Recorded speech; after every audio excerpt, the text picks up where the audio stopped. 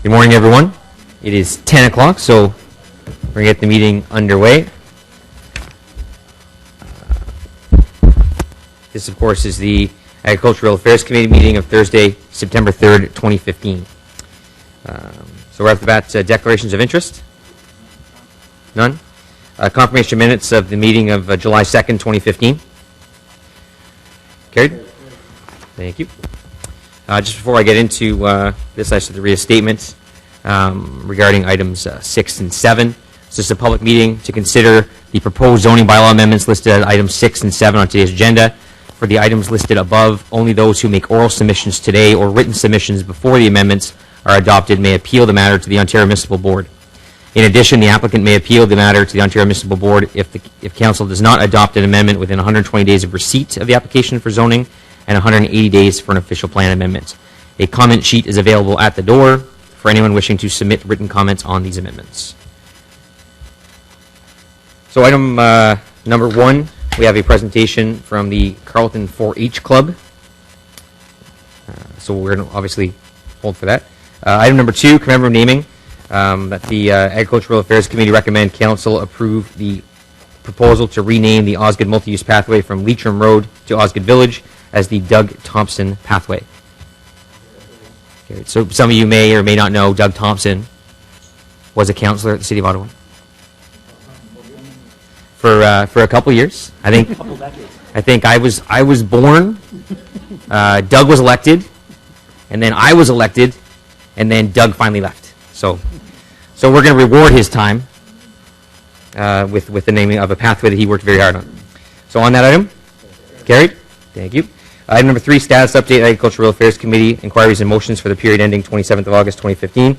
That Agricultural Affairs Committee received this report for information. Received. Item number 4, we have a presentation on that. That's the Ottawa Rural Clean Water Program, Review and Renewal. We're going to have just a quick presentation on that. Item number 5 is a street closure for 3128. We have a presentation and a speaker on that item, so we'll hold that. Item number 6, plan of subdivision and zoning bylaw amendment applications for 1705 Old Prescott Road. Again, we have a quick presentation and then some speakers on that as well, so we'll hold that item. Item number 7, comprehensive zoning bylaw 2008-250, anomaly amendments for Q3 2015. That the Agricultural Affairs Committee recommend Council approve amendments to the zoning bylaw 2008-250 as shown in document 1 and detailed in document 3 and document 4. On the item? Carried? Thank you.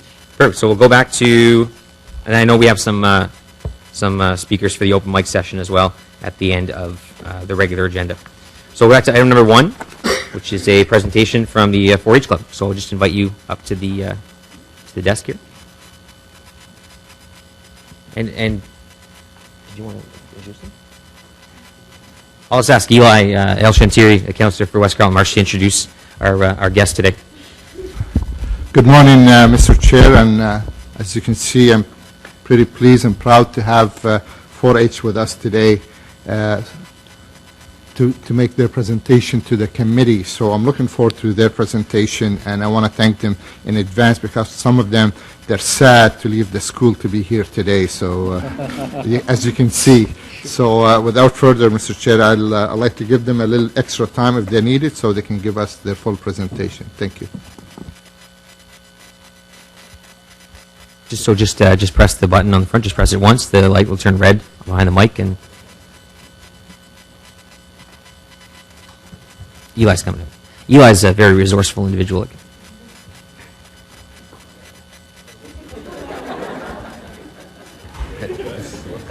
There you go. Yeah, give the one that doesn't work to where Adam Brown's going to be sitting. Okay, thank you and good morning. The Real Dirt on Farming is a 4-H club. For those of you who aren't familiar, 4-H is a rural development program to develop the skills of rural youth, personal development, and they do that through different projects, including agricultural-based and life skills-based, so that youth can grow up to be good citizens and participate in the system that you folks have in front of you this morning. So that's the bigger picture. Real Dirt on Farming is a program or a document that was produced first in 2006 and the latest version came out in 2014. And the whole purpose of that product is to better connect consumers and the public themselves with the issues around food production. So the food that you eat, and it provides basic facts on farming technology, pesticides, animal housing, some of the controversial issues, or what they're calling the real dirt on farming. So this club brought together 10 senior members to become more informed and to become better ambassadors for agriculture in our community. We visited a hog farm, an egg farm, a dairy and cash crop farm, an organic vegetable farm, and the Ottawa Farmers Market. And we also met with publishers of the Real Dirt on Farming to discuss social media and how it impacts perceptions and issues in the agricultural community. We decided to talk to you rather than preparing a PowerPoint presentation. Our thoughts were that if there's more conversation, it will be better understood. Each member from our club will speak about who they are, what their background is, and what they've learned through this project. I will be first. My name is Michael Sullivan. I live in Kimburn. Both my parents grew up on farms and still work in the agriculture industry, which has helped me get involved. I've been a 4-H member for 7 years, and I've found that going to school in Canada has not as many people are educated in agriculture as I am. In this club, we have learned how to talk to people who have questions about agriculture and how to answer them. One thing that I've learned through this club is what a GMO really is, how it's created, and why we use them. Thank you. And I guess I should introduce myself. My name's Jean Sullivan. I grew up on a farm in southwestern Ontario and went to the University of Guelph, where I met my husband. We work in agriculture here in the Ottawa Valley, providing agronomic advice and services to the farmers in the city of Ottawa and a little bit outside the borders. 4-H is a passion of mine, and I'm quite excited to be part of this project and to be here presenting with these members. Michael's going to be the orchestrator to bring the next 2 people up to speak.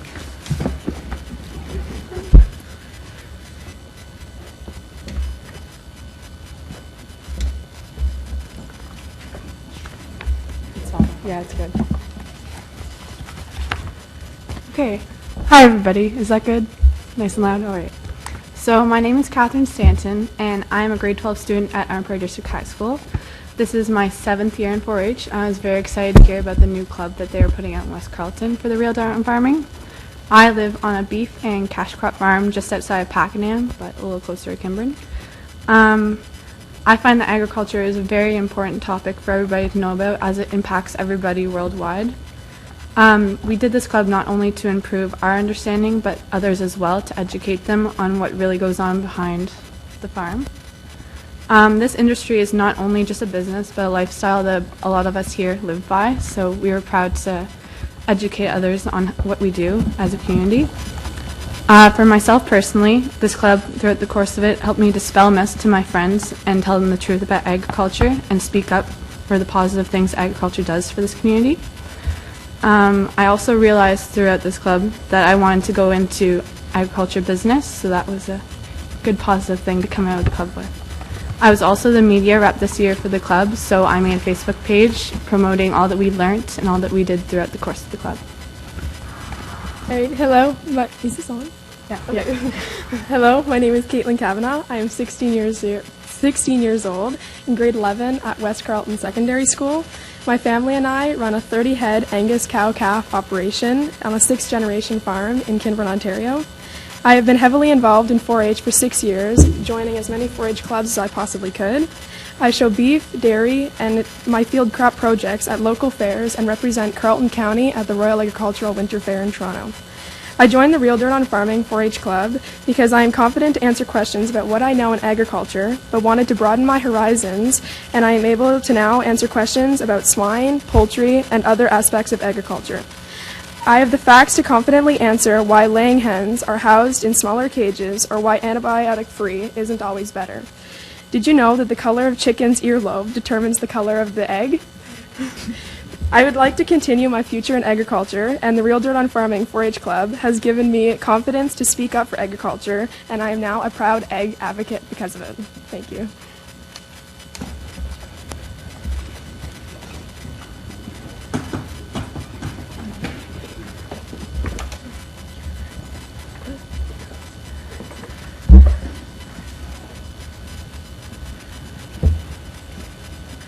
Hi. Hello, my name is Kelsey Hill, and I grew up on a beef, cash crop, and dairy farm just outside of Kimber. This coming fall, I'll be going to the University of Guelph, where I'll be studying a Bachelor of Science in Agriculture and broadening my knowledge of agriculture to even more through this. I have joined the Real Dirt on Farming Club because I have grown up in a farming community very based on dairy, beef, and cash crop, and I knew not very much more about the other types of farming, such as swine and poultry. When I was 5 years old, I used to believe that the only type of farm was the one with the cows on it, but I have learned differently now since I joined 4-H when I was 11 years old. When I heard about the Real Dirt on Farming Club, my main reason for joining was because there was much of controversy in the media today, as we have seen, and I had not known how to answer some of the questions my friends asked about the swine and poultry industry or about organic farming, because quite frankly, I did not know that much about them. I only knew about my corner of the world. So by joining the Real Dirt on Farming Club, I have been able to help myself learn about these, and it's been a great asset to me, and I hope it will help me in my future studies.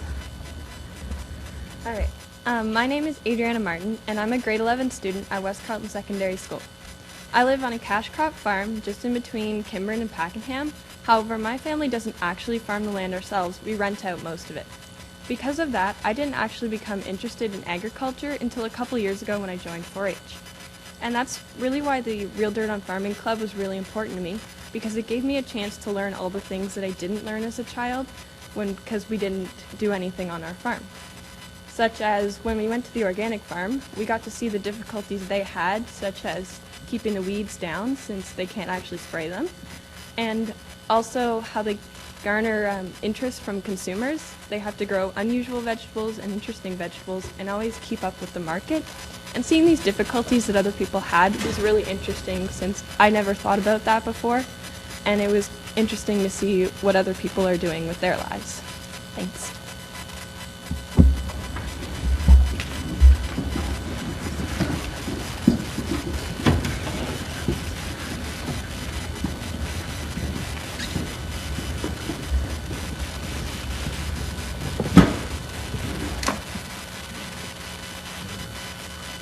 So hi, my name is Ashley Paul, and I'm a first-year student at the University of Guelph, and I'm taking agricultural science. So I got interested in agriculture because my great-great-grandfather started a dairy farm, and he passed on the love of farming and the love of animals to the future generations. And I decided to join the Real Dirt on Farming Club because growing up on the farm, I got to know little bits here and there, but I really wanted to go deeper and learn more about agriculture. And so I joined this club, and through the club I've learned many important things, but one of the main things that I learned was about biosecurity and how even though it's not as thought about in smaller farms, it is very important to keep our animals safe as well as to contain contaminants and disease. Hey, so I'm Alex Dean. I grew up on a dairy farm, milked 64 head. And this fall I'm going to Ridgetown College for studying agriculture. I've been in 4-H for 8 years now. I've done calf projects, field crop projects, and the biggest thing I took out of this was the importance on the biosecurity, same as Ashley said, and how it's important and what the big the problems that swine farms have with it. Just we went and visit the only swine farm in Carleton County, so it's just cool to see how the people have to change their boots when they go to load the pigs in the truck, and then as soon as they go back to their farm, the boots go in the closet and they have to bring out other ones. You have to be that careful with the biosecurity. Anyways, that was something I found cool, so thank you.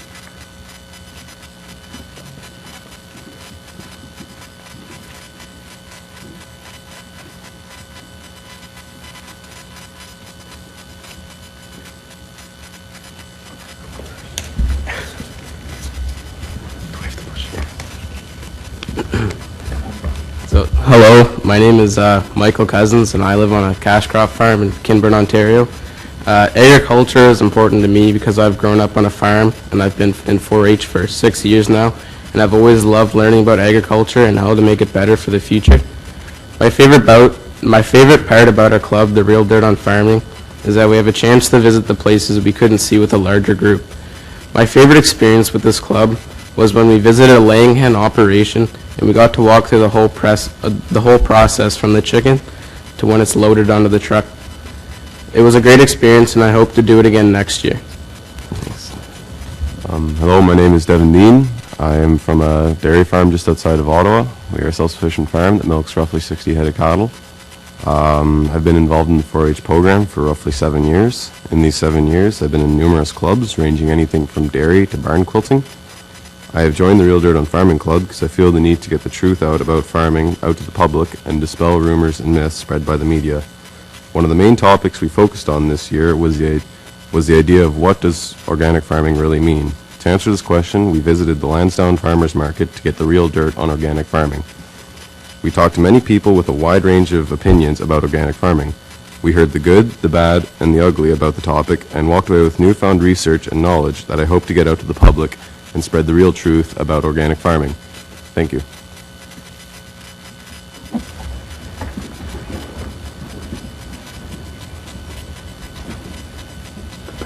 Back to us again. 4-H is based on learn to do by doing. So we, as leaders, sometimes have to learn to do by doing too and follow the same regimen that we want the youth to be able to do. So Leah's going to give her background on where she comes from as well. Good morning. My name is Leah Richardson Dean. I actually grew up on a very small hobby farm in Renfrew County, but that is where I was introduced to the 4-H program. I was so impressed with the people that I met and the things that I learned through that program that when I returned home after graduating from the University of Guelph, I decided I wanted to be able to help the young people in our community have those same opportunities. So I became a 4-H leader. At the same time, I began my career at what is now known as the Canadian Food Inspection Agency, and I married into a 6th-generation dairy farm in West Carleton. I'm always very impressed and actually enjoy having conversations with my colleagues at work who, although they have many degrees in many scientific disciplines, are always really eager to actually learn more about where their food comes from. So that part of my job I really do enjoy. When Jean proposed having this club this year, I jumped at the opportunity to be involved. I'm really proud of the group we have here today. The knowledge and the experience that they hold collectively is truly amazing at such a young age. It's been a lot of fun to watch them, number one, realize how much knowledge they have, and number two, learn the skills to be able to promote that knowledge amongst their friends and people at school and such. So it's been a lot of fun, and I've learned a lot too. Thank you. This is our achievement program. Part of wrapping up a 4-H club is the 4-H members have to show off to the public or to a group of people the things they've learned. So that's when you go to a local fair and you see kids traipsing around the ring with calves. That's their achievement program. This is how we chose to do our achievement program, to share with others what we've learned. So thank you for providing the opportunity. And not only did we get to share with you what we've learned a lot about the political system at the municipal level, and just been able to be involved. So someday when people have to come and sit before a committee, they have a sense of what that might be like. And I'll leave you with a challenge. We've brought some of these books that just provide some basic facts in everyday language to think about. It's not a propaganda tool because there's lots of that out there, but I guess I would challenge you, if you have questions or want to learn more about the food that you eat, talk to your constituent farmers.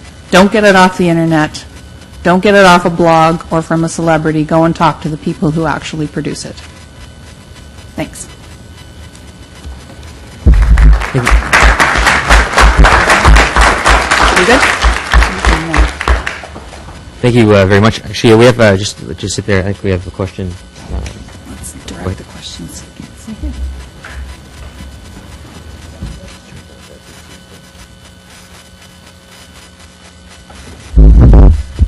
There we go. Sorry, I guess perhaps not so much a question, but a comment.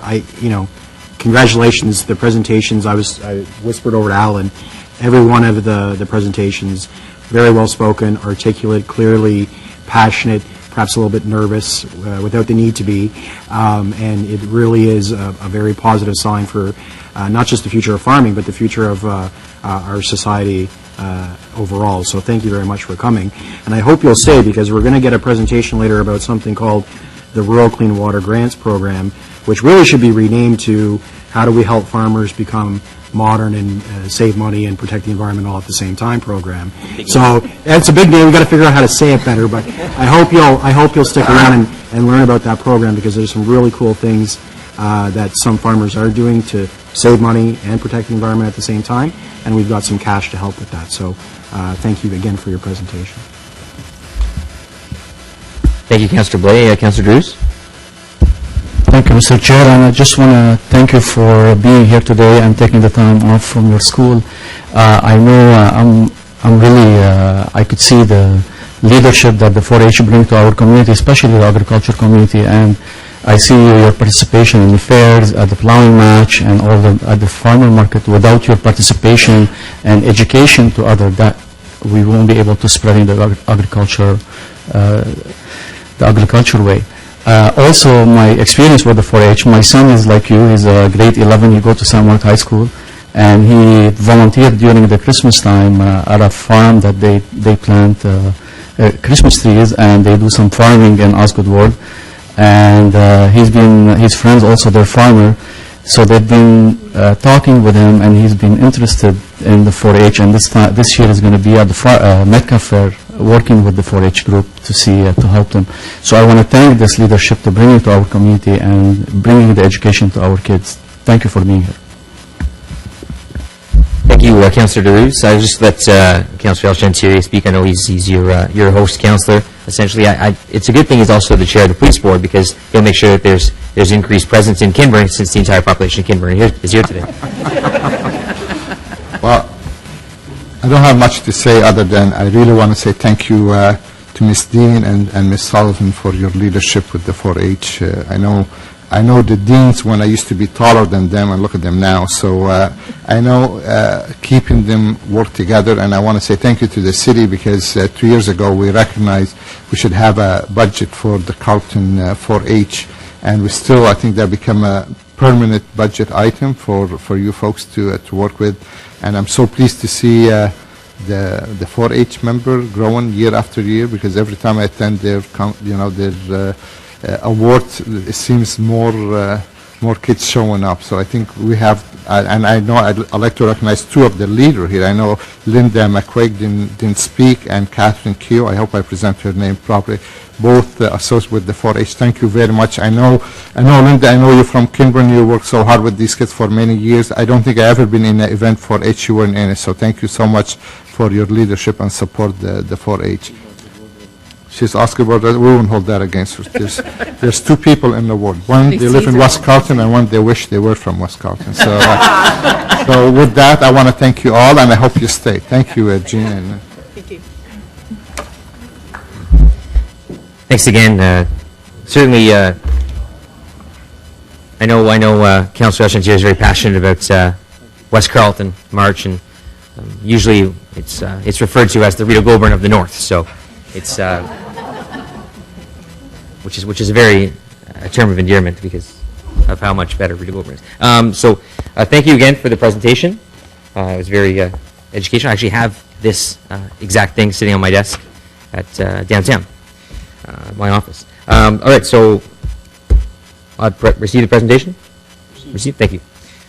So we're going to move to item number 4. Councillor Blais had just been referring to this, the Ottawa Clean Water Program. We're just going to have a quick presentation on an update to the program and just what they've been working on. So I know we have Dixon and Julie. All right, Dixon, you have 5 minutes. No, I'm sorry.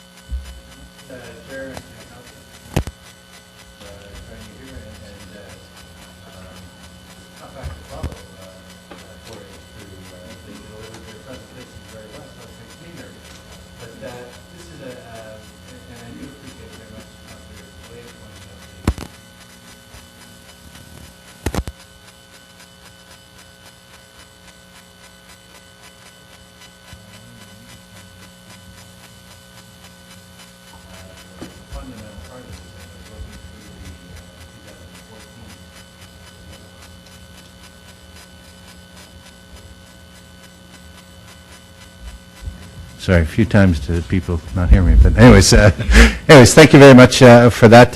These two programs do intertwine, and especially when I look at the 2014 program achievements that is an attachment to this report, you can see the interlinkages and the commitment that of the program as it's delivered between the agricultural business and the environmental business, and how perfectly intertwined and important they are one to the other.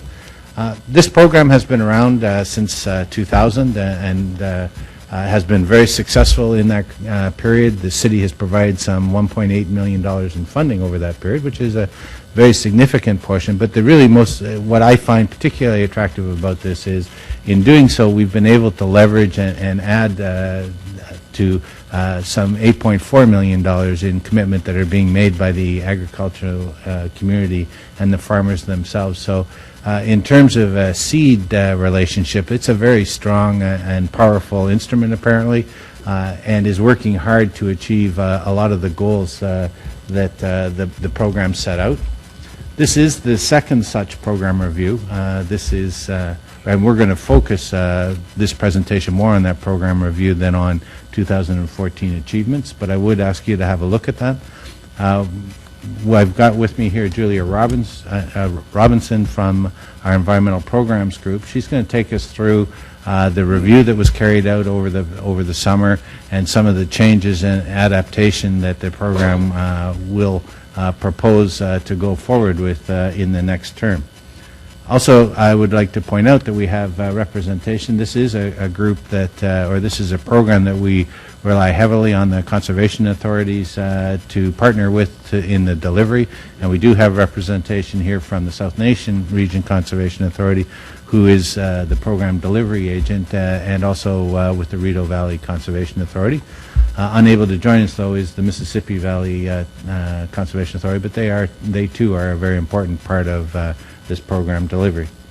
So anyways, I think this is a very successful program that has continues to make strong advances and contributions to both the environment and to our agribusiness here in the city of Ottawa.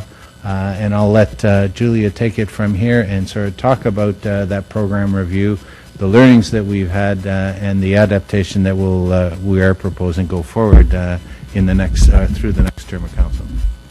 Thank you, Dixon, and good morning. I'm pleased to have the opportunity to be with you this morning to share the findings of the report.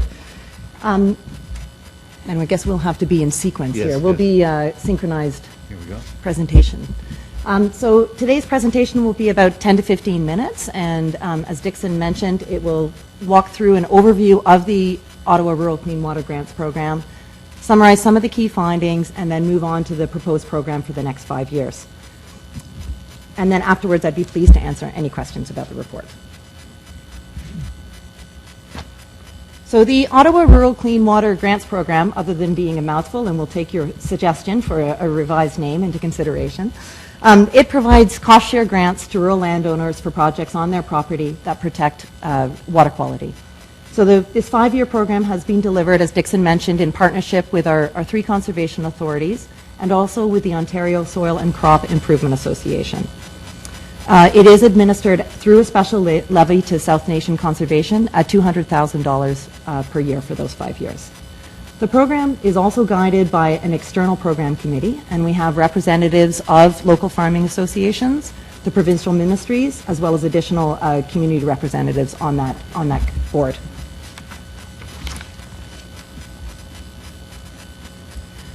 So the review had basically 2 questions. First of all, how did the program respond to the directions that were set for the 2011 to 2015 phase? And secondly, then, how do we improve the program moving forward? And in the last time the review was done, there were 3 key points that we received from Council in terms of direction. The first is to streamline approval processes, to focus on priority environmental projects, and to enhance promotion. So we did a fairly comprehensive review over the last year. We looked at 23 other similar programs across the province. We had many interviews and discussions with various stakeholders. We held 4 focus groups in the rural wards, and we sent a survey out to all past participants. And then throughout this process, we had input from both an internal working group as well as this external program committee. So moving on to just summarize some of the key findings. In the last 5 years, the program supported 207 projects with more than $600,000 in grants and $1.6 million in contribution by landowners. The dots on this map are different types of project types, and I'll speak to that in a minute. But at this point, we just want to focus on the distribution across the city, and also to highlight that we've had participation from a mix of farm properties, village residents, as well as other non-farm properties. The program supports 16 different types of projects, of grants, and these are a range of agricultural best management practices, erosion control and watercourse buffers, as well as well decommissioning. And I'll just highlight a couple of examples here. I know I had the pleasure of joining several of you this past week to go out and visit a project in your wards. So up on the top left there, we have a GPS unit, and this the GPS unit is used for improved nutrient management. So the farmer benefits by being able to reduce their inputs for both nutrient application as well as spraying. And then, of course, there's reduced runoff to any adjacent watercourses. The top right is a stream bank stabilization project that reduces erosion on that watercourse flowing through the property. In the bottom left, the program supported a biofilter, a natural means of treating the very nutrient-rich wash water that comes from this large-scale greenhouse.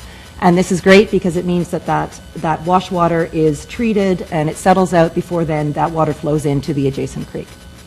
And finally, on the bottom right, we've supported a state-of-the-art manure biodigester for this large cattle farm, dairy business. And what the biodigester does is it treats the manure on site, and it also generates energy at the same time. So some really innovative things happening across the city. This slide shows you the numbers of completed projects since the program began in 2000. And if you recall, one of the directives we had was to focus on projects with the highest environmental benefit. And these are highlighted. They were identified back in 2010, and they're highlighted by the stars on the left side of the slide. And as you can see, we've had really good uptake, the green elements in many of these priority projects. So erosion control, the land retirement, as well as precision farming, this nutrient management system. However, I do want to point out there have been some projects where we've had less uptake, so education initiatives, grassed waterways, and the controlled tile drainage are a couple of examples. And we did, through the review, look at some of the reasons behind this. Just briefly on the past participant survey, we did send a survey to all people that have participated since 2011, and we had a 1 in 3 response rate. For this kind of survey is a good response rate. And I just want to highlight we were very pleased with the high degree of satisfaction with the program. A common barrier that you find in stewardship programs like this is when a program is deemed to be too bureaucratic, you really have a hard time getting people to participate.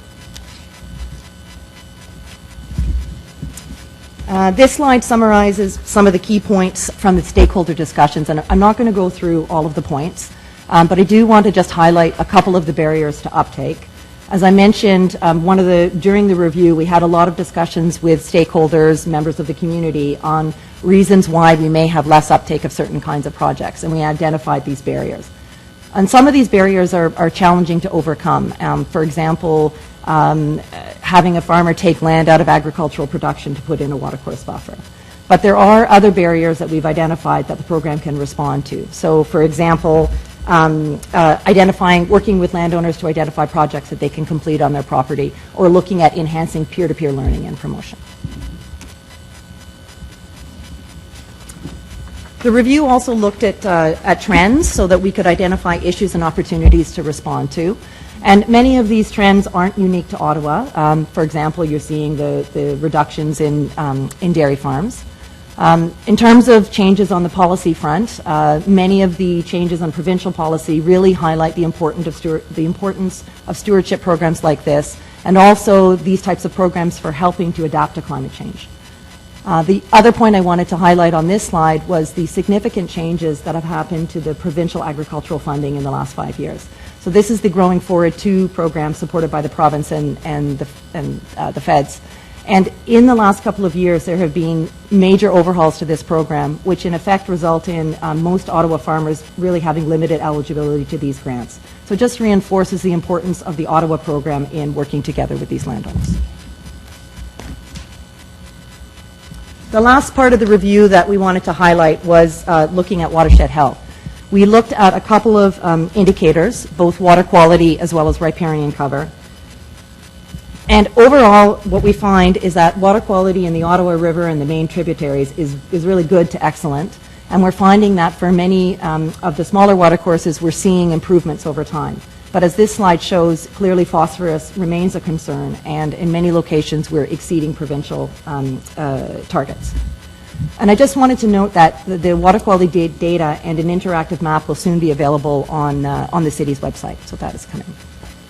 The other indicator that we looked at was riparian cover. So this is the amount of vegetation along watercourses, and which is really important for contributing to watercourse health. And again, riparian cover across the city is well below federal guidelines. I just want to, there's 2 points just to flag. First of all, clearly what the data shows us is there's more work to be done for contributing to the health of our streams and rivers. And indeed, Council has approved the water environment strategy as a strategic priority for this term, and this program contributes to that. And then the other point is that the large majority of our watercourses flow through private property. So a program like this that works hand in hand with landowners is really key for making those changes, protecting and improving water quality. So now shift to moving forward, the proposed program for the next 5 years. Overall, as Dixon mentioned, we found that the program is working really quite well, but we have identified some areas that we can improve moving forward. And so I've got a few slides on that. We did review the goals and objectives, and they remain relevant, particularly when you look at local and provincial policy directions. We do want to add a specific goal to the program in addition to the objectives, which I won't read out, but is listed there. And then we have suggested some modifications to the objectives, both just to make the language more straightforward and to reinforce both the importance of agricultural best practices and as well as the stewardship of our forests and our woodlets and our wetlands. We're recommending no changes to eligibility, so all landowners in the rural area, including the villages, would remain eligible, as would all farms citywide and any well decommissioning project across the city.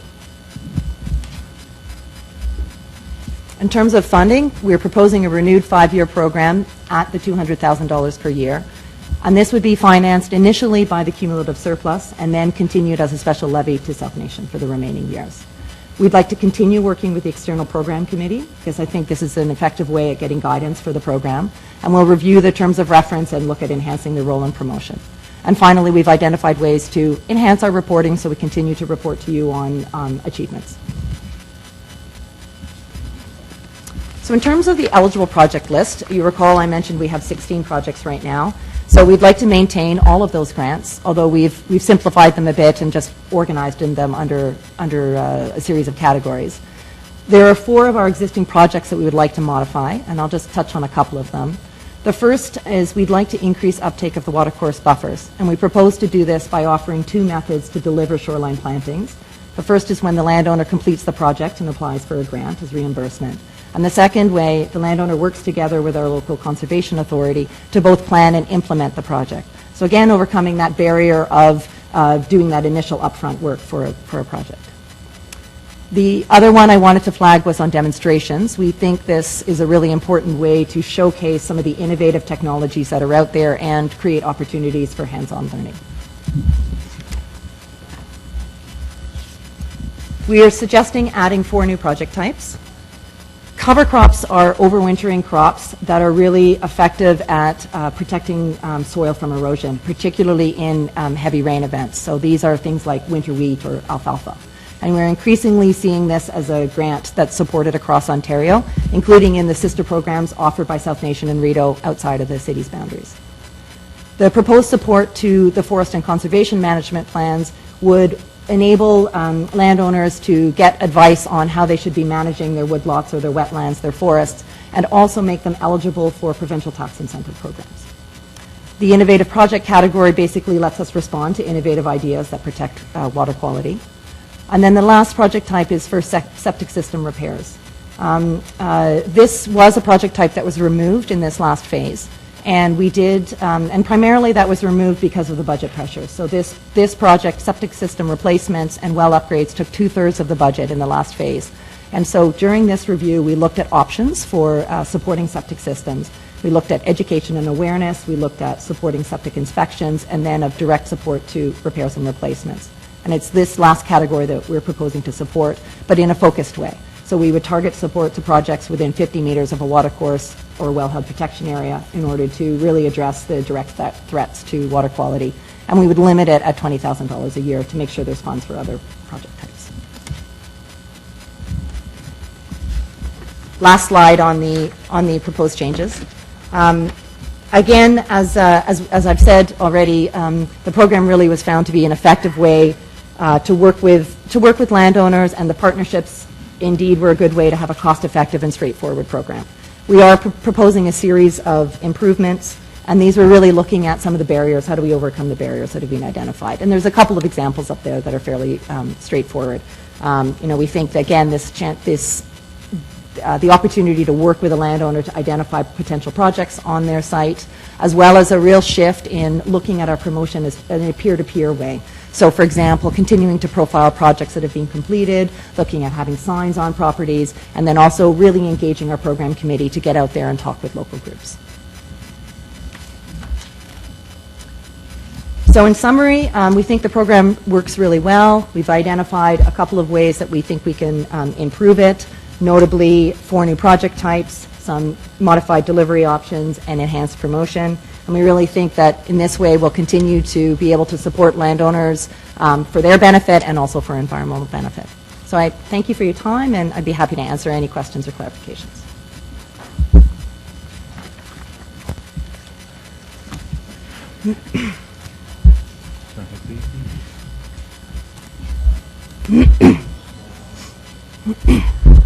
Thank you so much, Julia and Dixon, for the presentation and for your work on the program. I know we just have a couple of comments or questions. I'll go to Councillor Blais. Yeah, thank you very much. I know last week when we were out at Benoit's farm in Sarsfield, he was ecstatic about the program. And I think, as we've already discussed, what we need to work on is, in addition to continuing to promote it, as I looked at the list, precision farming didn't, I'm not a farmer, but precision farming didn't, to me, say GPS or the auto steering pilot for the tractor, or the things that Benoit was talking about, right? And so I think we need to figure out a way to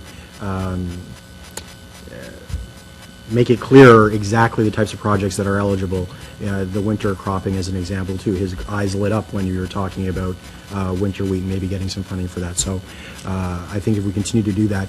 The other thing I noticed is if you put the 2 maps up, both on where the grants were issued and the other one where we still have the red dots on water quality performance, the area of the city that didn't get a lot of grants, notably mine, is the one with all the red dots in it. So obviously targeting that area of the city, and I'll certainly help with that through promotion through my own efforts in the community, but clearly we should be targeting where we still have those high phosphorus levels or those areas that we're concerned about.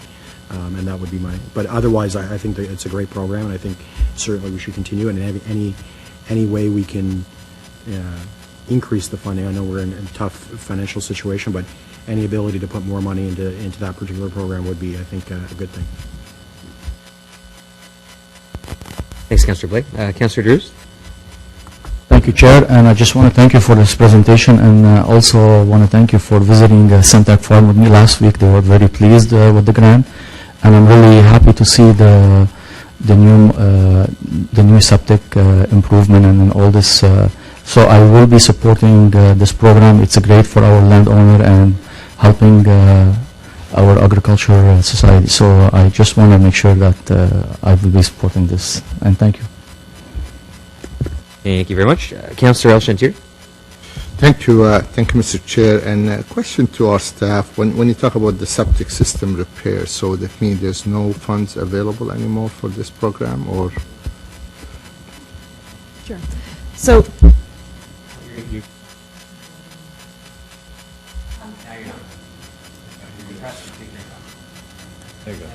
Okay.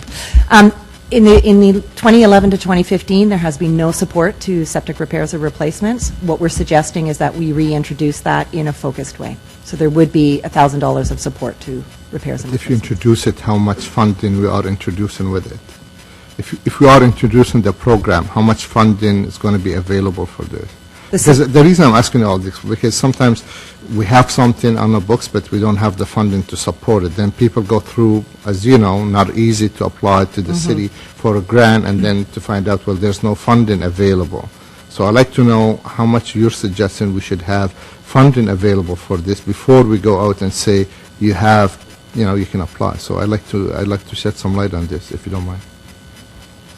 So at this point, the suggestion is that the funding for that particular project category would be $20,000 per year, and that would be made explicit in the communication about the program. And at this point, we would leave that $20,000 for that project category, and each individual application would be eligible for $1,000 as support towards their work if they met the conditions that we'd highlighted. And would be managed by the conservation or by the rural affairs office? Like, who would manage that money? This would be one of all the project suites would be implemented by the conservation authorities using the delivery mechanisms that we have in place now. And indeed, the Rideau and the South Nation offer septic support projects in their programs that they run outside of the city currently. Well, Rideau, they're responsible for all the septic system in the city, not just in... Yeah, essentially, we will continue to, this program is led, if you will, by the South Nation, but is supporting programs, as you saw by the map, across all three Conservation Authority areas. So they would continue to feed it, but that we would provide support to repair initiatives in a rather focused and tailored, controlled element to avoid overwhelming the program, as was the case in the initial term, that the costs of that particular element overwhelmed the entire program, and we weren't able to accomplish as much. So I think what we've tried to do here is identify it as having a clear positive impact on source water and or surface water by the limitations, and also by having a categorization limit of 20,000 with a maximum of 1,000 on any particular single project. And it would only go towards those repairs. It's not for studies, or it's not for analysis or inspection. It would only be for the repairs. So if I can ask you, Mr. Weir, do you have a numbers, how many applicants they apply for and how many we would be able to help? Like, do you have the numbers?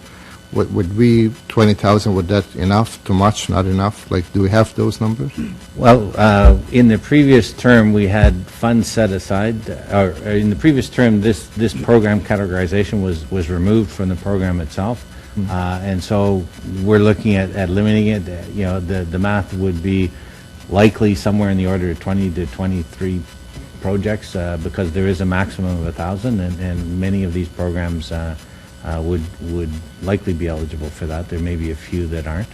So it's a limited re-engagement, if you will, in this program, while still trying to accomplish the other initiatives, and limiting it to those areas where we have high degree of comfort that it is making a very positive impact on that receiving surface water.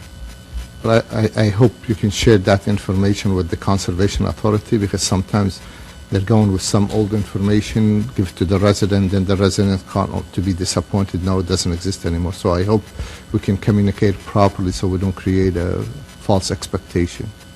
Agreed. Good point. Thank you. Thank you very much. Thank you, Mr. Chair. Thank you, Councillor. Anything else? No? Just want to thank you again for the presentation and the good work in the program. I know I had a chance to visit Scout and Corner View Farms last week. They actually celebrated their 60th anniversary as a farm in the Ottawa area. So they've got I think one of the most interesting things that happens on farms these days is the biodigesters. I think it's a great program. I think there's a lot of while I might speak negatively about the Green Energy Act from time to time, biodigesters is certainly one of the things that is a very positive out of that program. And we have a couple I know in the ward, one out near Munster, and then of course the one at Cornerview. and they're great facilities, and it's great to see us working with farmers to help develop those programs and those systems on their farms. So appreciate it again, and so on the report. Received? Thanks again.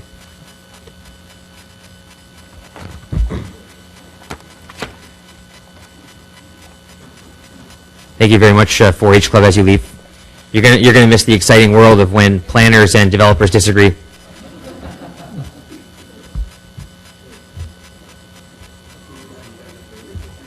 Received and approved. Yes. Yes.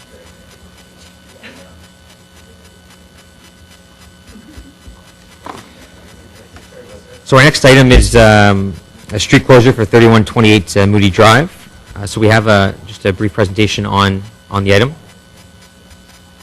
which we'll invite Melanie Gervais up for that.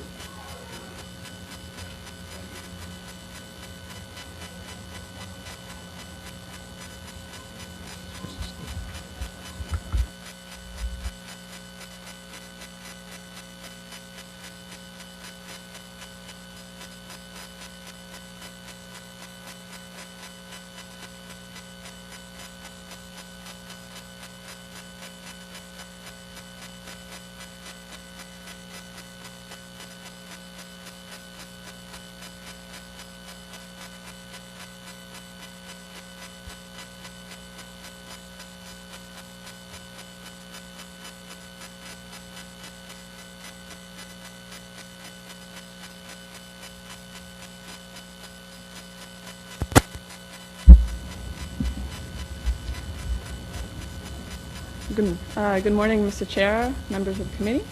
I'm Mélanie Gervais, the file lead for this street closing application at 3128 Moody Drive, for which the report recommendation states that the Agricultural and Rural Affairs Committee recommend Council. Sorry.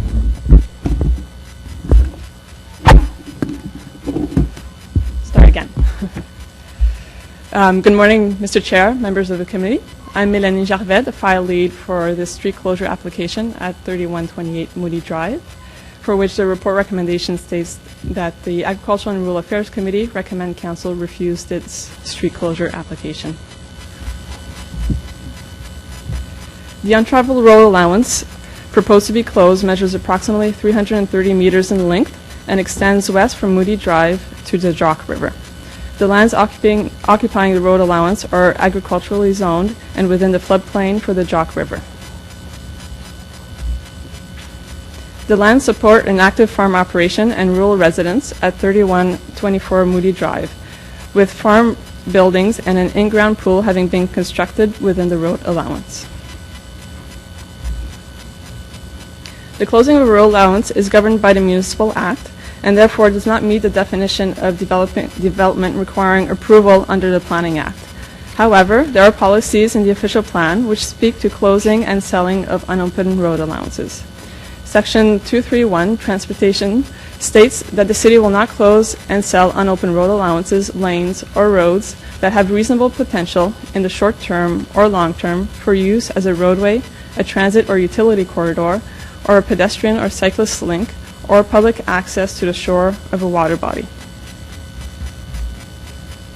This road allowance is identified in the Transportation Master Plan, Map 4, as a potential future transit corridor, which should be protected. This road allowance also leads to a navigable watercourse, the Jock River. Here's the Map 4 of the Transportation Master Plan, which identifies in the circle the conceptual future transit corridor. Staff do not support the road closing application for the following reasons. The road allowance has a reasonable potential in the long term to be used as an east-west transportation linkage. And also the road allowance has a potential to provide a watercourse access to the Jock River, which would service the residents in the Barrhaven and the surrounding area. Please note also that at the present, this road allowance is not being used as a public access to the watercourse. Thank you. Thank you, Melanie. Just before, I'm going to speak on the matter, but before that, I just want to invite the applicant up, Mr. Bruce Hill. He wants to say a few words on the on the item as well.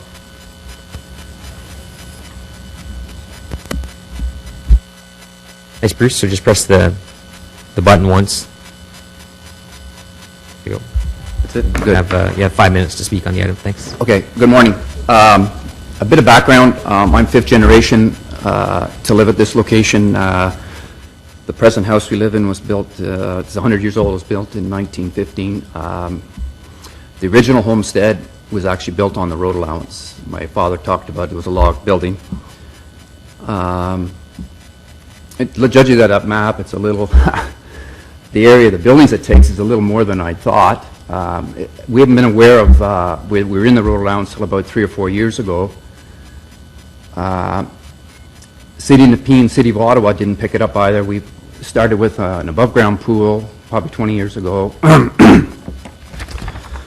On May 26, 2003, we had the permit for the in-ground pool, and it wasn't picked up then, so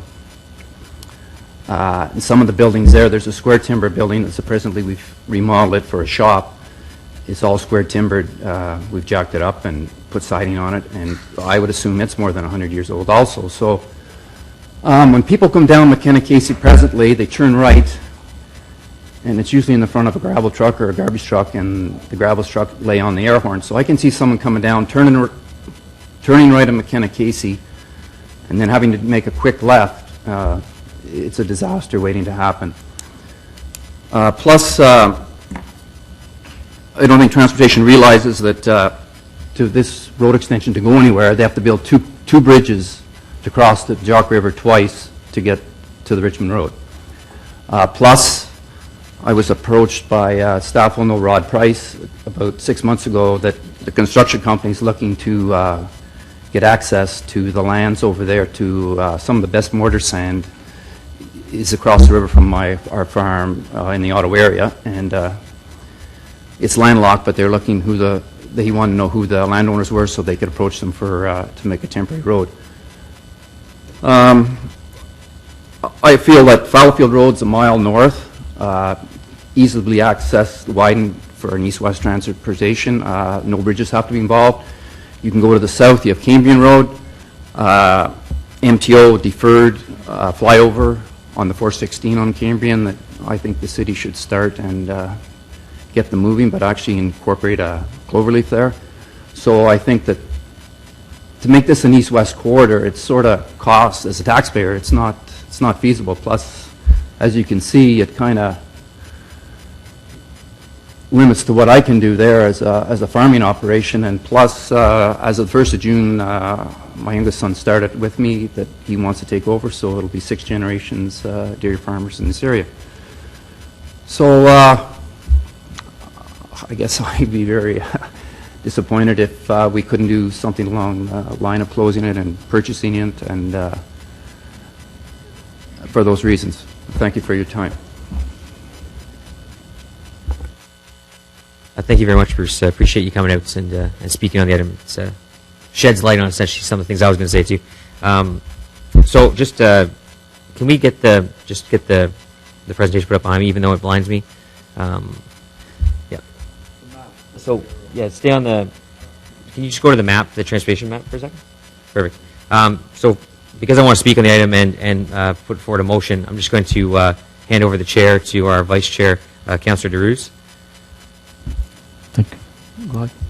And I'd like to speak, sir. 5 minutes. Thanks, Mr. Chair. So on the item, clearly, as Mr. Hill pointed out, there are some real concerns as to with this road allowance. I'm really not sure how a road allowance can end up in a situation where there's been a barn on it for 100 years.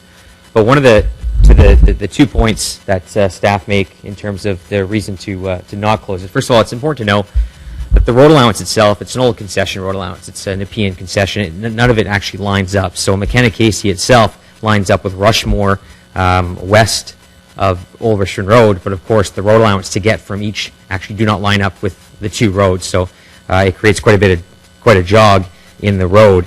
It's also, as Mr. Hill mentioned, it's at the bow of the Jock, so the Jock actually goes up and then comes back down, which would create the need for 2 bridges, whereas north of that you would not have that need. But in terms of future transportation, I mean, It's not exactly set in stone. That is a gray arrow.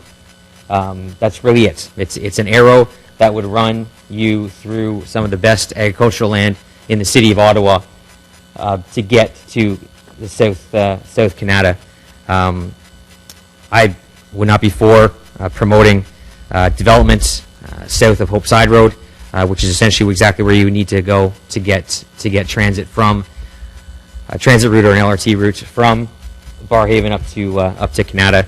I would hope that council would never support development of prime agricultural land in the city of Ottawa. That's one of the strongest things that I campaign against and I work against at the city.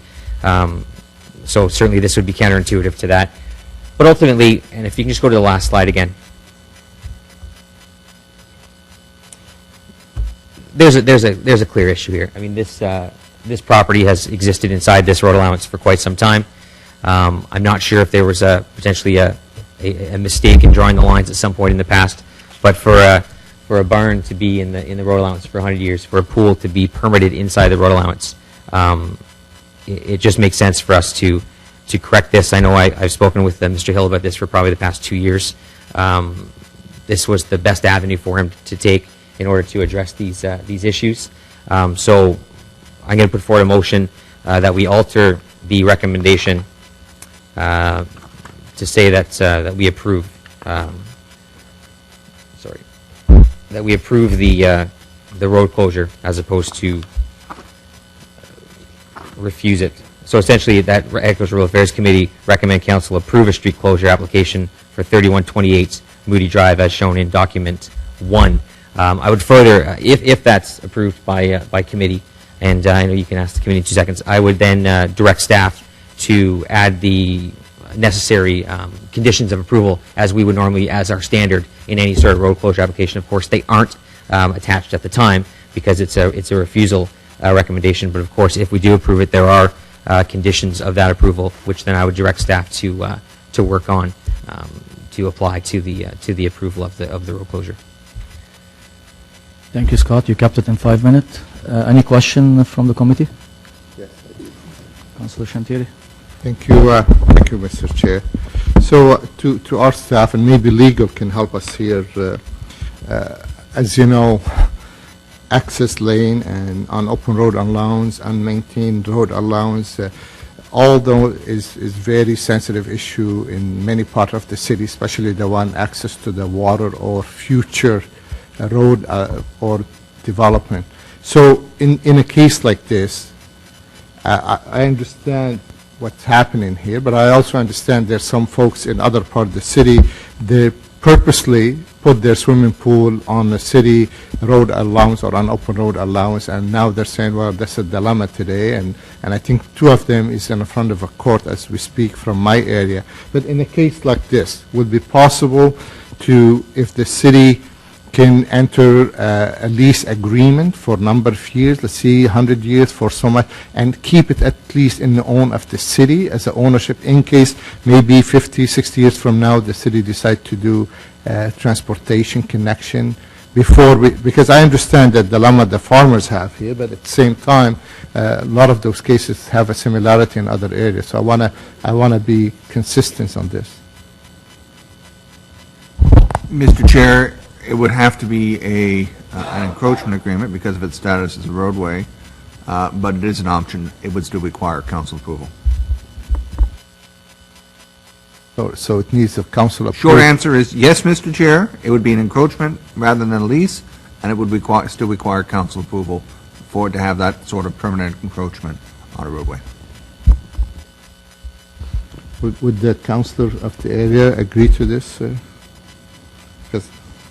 No, I would. I'd like to just clean this up. Obviously, this is as Mr. Hill mentioned, this is a 6th generation farm, or it's going to be a 6th generation farm. I think they'd want to address these issues and be able to solve this problem long term, as opposed to something that may expire at some point. I think in the future, if there was ever a desire to put something through here, I'm pretty sure the city has the wherewithal to take necessary action to take the land that they need. Okay. I, for one, I won't be able to support your motion, Mr. Chair. So. Okay, Councillor Shantieri, thank you. Any other? Okay. On, okay, Alan? He Thank wants you. to Hey, speak I'm on just wondering, does staff have any sense of how many issues like this there is out there?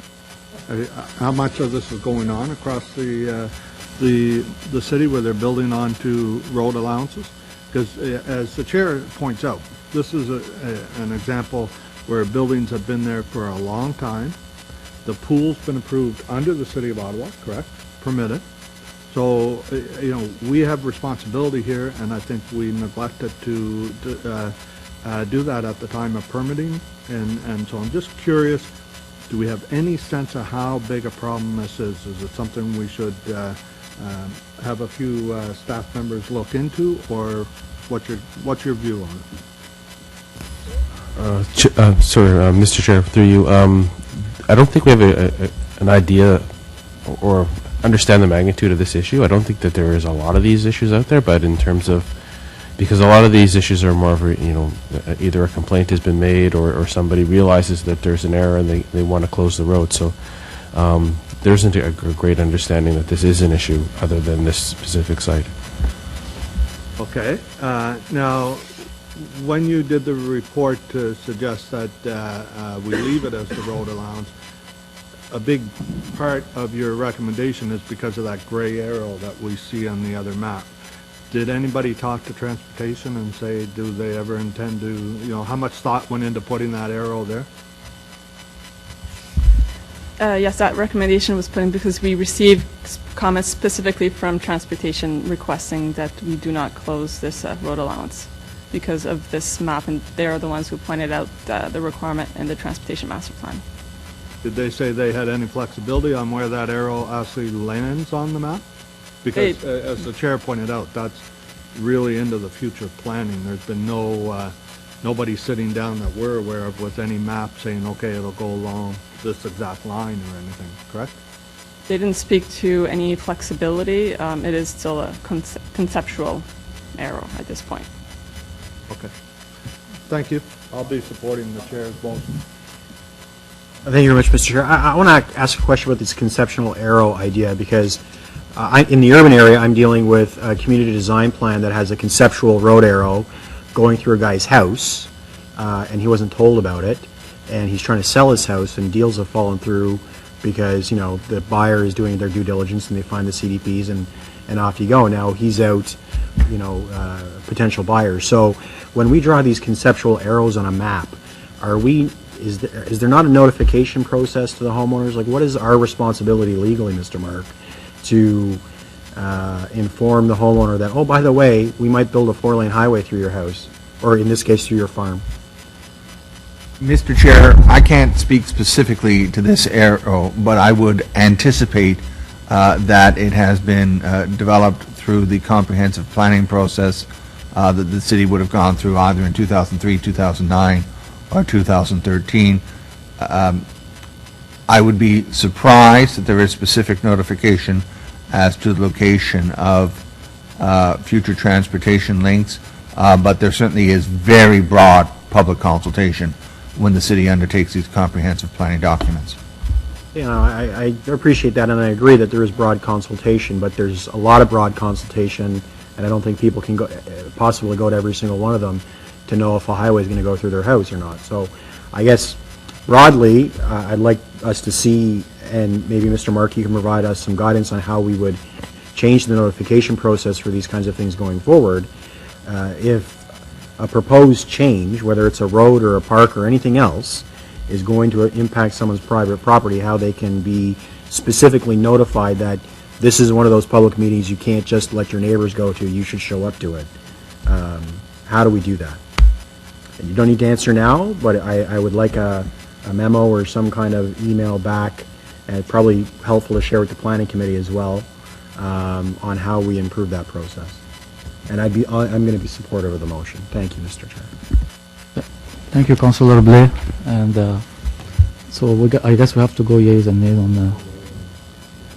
Sorry? On the items... Okay. No, dissent. Thank you very much, Councillor DeRuse. And thank you. Yeah, carried as amended with dissent from Councillor Al-Shanziri. All right, thank you very much. Thank you, Mr. Hill, for coming, taking the time to come down, and Mrs. Hill as well. Appreciate your time. So we're going to move on to item number 6, which is to plan a subdivision and zoning bylaw amendment applications for 1705 Old Prescott Road. And I do believe we will have a presentation on this as well.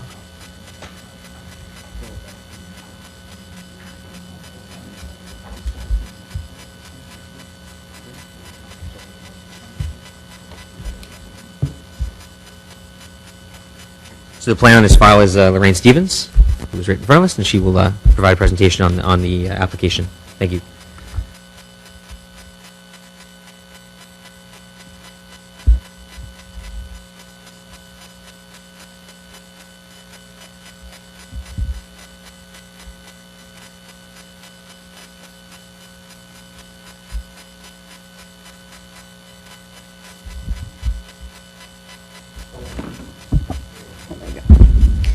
Okay. Chair and committee members, I'm Lorraine Stevens, and I'm here to present on the plan of subdivision and zoning bylaw amendment applications for 1705 Old Prescott Road. Why a subdivision is before the committee is because the councillor has lifted delegate authority from staff and has requested staff to bring a presentation forward. The zoning amendment application is also brought forward because it was filed concurrently with the plan of subdivision. Staff's recommendation is for this committee to carry staff's recommendation of refusal to council for the plan of subdivision and zoning bylaw amendment proposed. The staff position for this is that there are still major revisions to reports that are required, responding to comments made by the city and the Conservation Authority. The Conservation Authority has indicated that the information provided in the hydrogeological report does not meet provincial guidelines and regulations. And in the absence of further information, the subdivision as proposes risks to public health from unsafe drinking water, unstable soils, and it also threatens the protection of a provincially significant wetland. In addition, staff have been directed by council to assess development applications with regard to OPA 150, which states that the minimum lot size permissible for privately serviced village lots is to be 0.4 hectares, whereas this proposal has a minimum lot size of 0.2 hectares. And this policy was determined by council as a result of studies and analysis which determined that density higher than this is not sustainable in the long term. The proposed subdivision is located in the village of Greeley in the southern end, fronting on Prescott Road. You can see it highlighted in blue. In terms of context, on the westerly side there is existing croplands and a barn.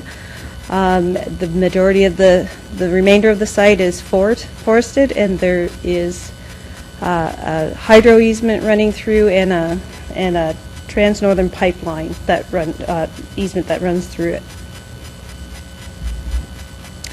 This is a draft subdivision, not the one originally submitted, but the one that has been revised with initial comments from staff. It shows 103 privately serviced lots. It has the main accesses from Prescott Road with a connection to Donwell Drive to the Shadow Ridge subdivision to the north. There are 2 stormwater management ponds located on there called Block 104 and 106.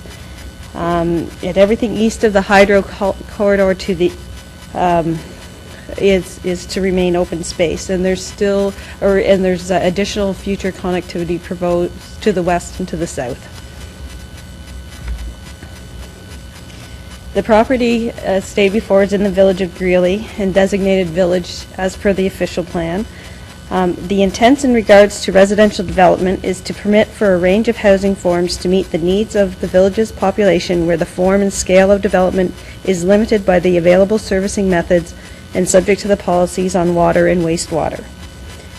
Official Plan Amendment 76 is full force in effect, which directs staff to review for safety of drinking water for private servicing. OPA 150, which was approved by Council, is currently under appeal. However, it provides the same direction to staff with an additional direction that where new lots are proposed for residential purposes that rely upon private services, the minimum lot size shall be 0.4 hectares.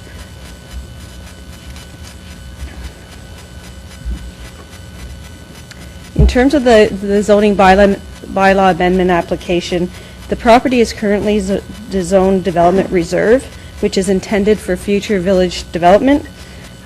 So once the application for plan of subdivision determines the viable creation of lots, a zoning bylaw amendment would come forward.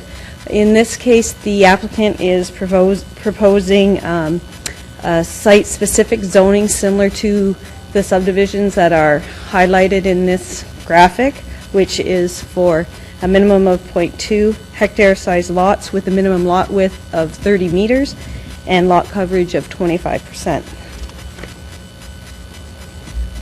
The public consultation done so far was for a circulation to the community associations and property owners within 120 meters.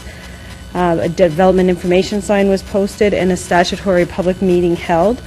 The items listed above are some of the issues that the public, or concerns that the public have, which basically mirrors the city staff concerns and what we're reviewing the application for. And now I'm available to answer any questions. Thank you. Thank you. Well, we also have, I do know that Councillor just wanted a couple quick questions. Yeah, they may help guide whatever Okay, so presentations. we'll go, I know Councillor Drews want to ask a couple questions first, so we'll let Councillor Drews go ahead, and then I'll come to you, Councillor. Thank you, Mr. Chair, and thank you for the presentation. I just want to, over this, I read the report, and we have 6 items that they are, which one is the most significant in this subdivision?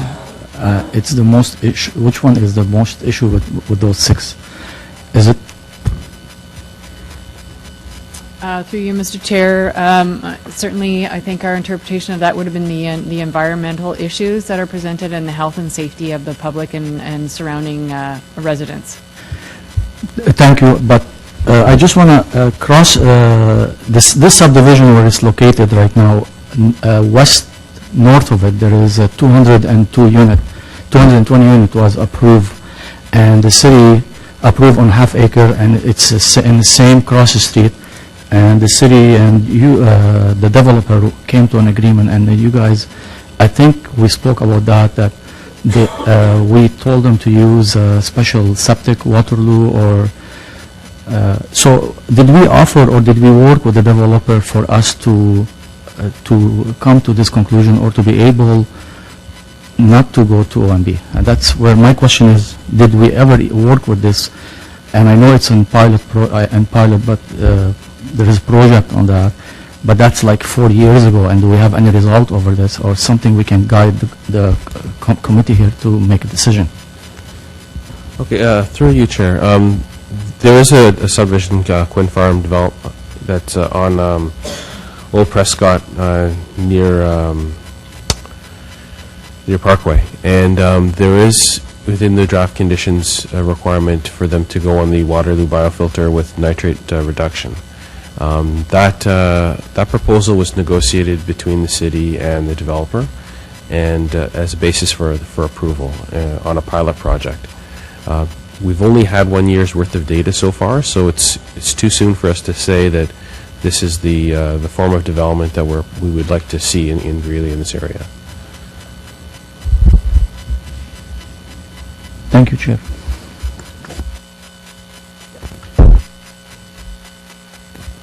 Thank you, Councillor Blair. Thanks very much. Would you mind going back to the slide that listed the deficiencies or the items that are incomplete? Thank you. So that's a lot of stuff. And so when we're saying that there are unresolved issues, is it that those studies were done and we don't like the answers, or was it that those studies were not done with the proper vigor? Like, what exactly, pick one, I don't care, and tell me why it doesn't meet your satisfaction.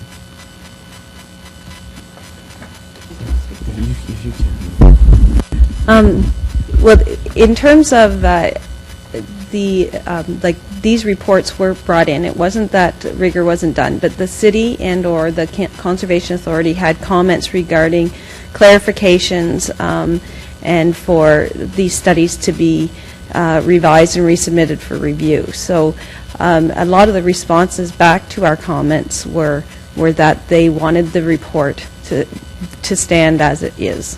So there was no effort on the developer's part to address any of the questions raised coming from their submissions? They addressed many of the questions, but there were significant numbers that were not addressed. Sure, okay, so Hydro-G is a big thing. What's our concern about Hydro-G? So from the Hydro-G, the city relies, like we review it ourselves, but we rely highly on the Conservation Authority. Yeah.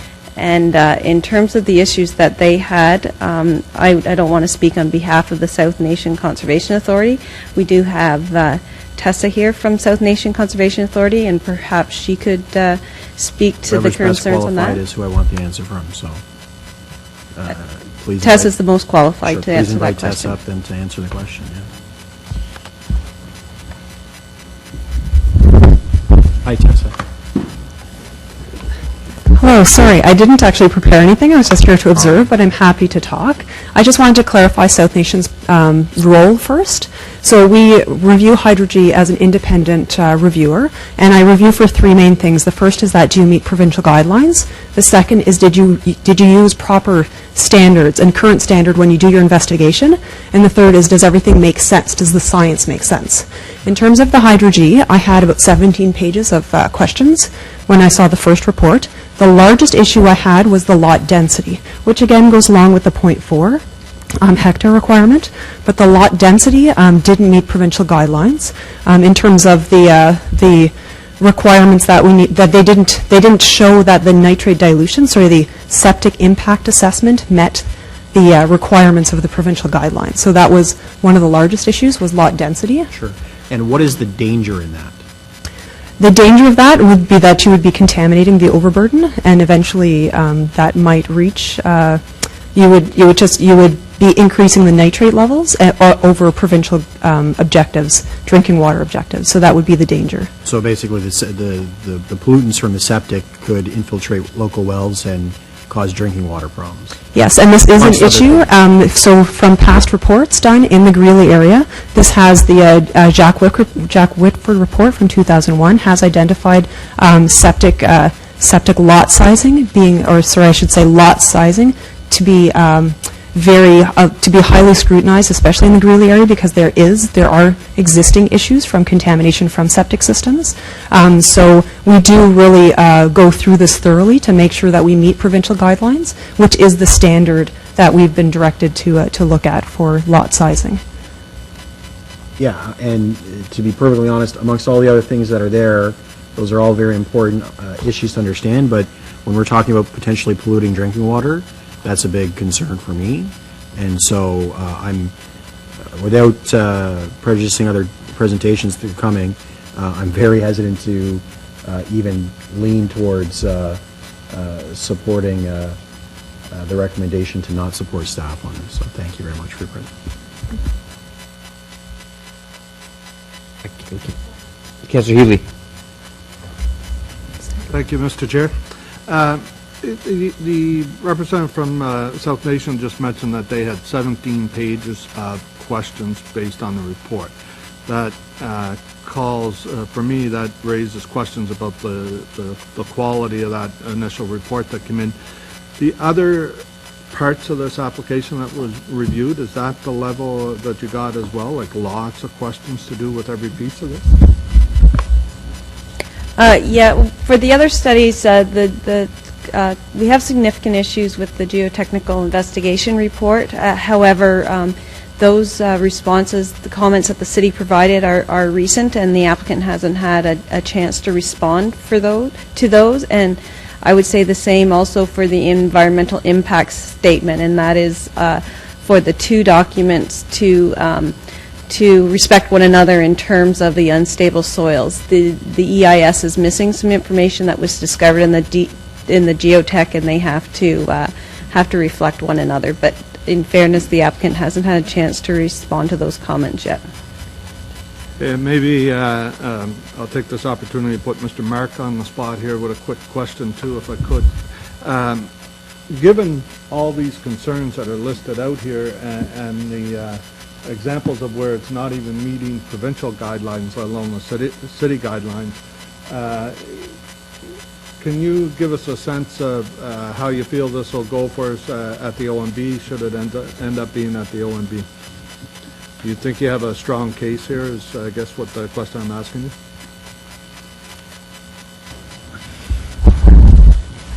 Mr. Chair, given the extent and number of concerns, I would think that the city would have a strong position in front of the Ontario Municipal Board. Well, thank you, Mr. Mark. Thank you, Mr. Chair. That's what I want to hear. Thank you. We're just about to get to public delegations. I know Councillor Cherry wanted to speak, and then we'll go right to the delegations, and then we'll come back, and Councillors will have a chance to ask any more questions, follow-up questions, and to provide some. Yeah, just a quick question, Mr. Chair, and I heard from Mr. McEwen speaking about the pilot project was only 1 year across the street or in the same area. What will be your recommendation to come back with the full review of that pilot project? Like when we have a pilot project, obviously we expect so many years in the making to be able to review it and give you your recommendation based on that. Chair, through you, to answer this question is a bit difficult because the pilot project really has to, we have to have a lot of information from that to decide if this is something that staff could support.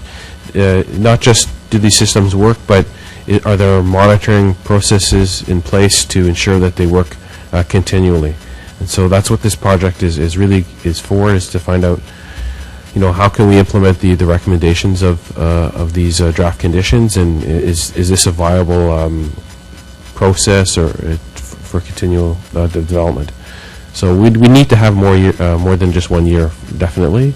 How many? In terms of this development, it's a 6-phase subdivision, and these monitoring reports are to be submitted prior to the next phases being developed. So there's going to be still at least another 6 or 4 or 5 reports to come in to find out how this project is really working. Okay, thank you. Thank you, Mr. Chair. Thank you. Just to follow up on that, has the current applicant shown any willingness to do something similar, a similar arrangement as the Quinn Farm? Not to my knowledge, no. Okay, thank you. Okay, so we're going to go right to the speakers. Our first speaker on the item is Bill Holtzman. And I notice you also have Stephanie Morris is also listed to speak. So you guys are going to come up together? I take that as yes.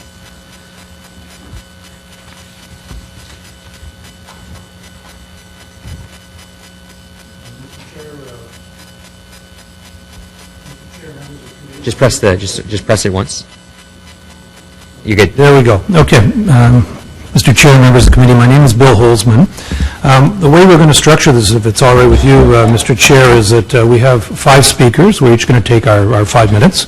Obviously, after I finish, you ask me questions or whatnot, so we're in your hands for that. So I'm going to speak very briefly. I'm president of Holzman Consultants, the planning consultants on the file now. We also have Steve Walker, from Patterson, a professional engineer, who's going to deal with the Hydro G issues.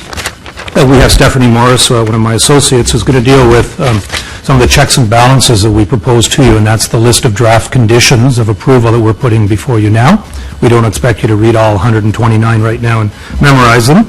We're going to have Jeff Stanley, who is the family that owns this land. Him and his father, Cecil, are here today, and they've owned the lands for many years. As well, then, to follow up and to summarize is Dan Anderson. He's one of the joint venture partners here. So I think it's worth taking my 4.5 minutes now to outline a little bit of the evolution of this project, because it is rather significant. It certainly relates to the issue of why we've proposed half-acre lots, or, sorry, 0.2 hectare lots on this. Now, the Stanley family have been a long-standing residents in the area. They developed a number of years ago, I think in the 70s, Stanley Park subdivision to the northwest of the site. As early as 2008, they met with the previous ward councillor and many stakeholders, and they talked about advancing this project here.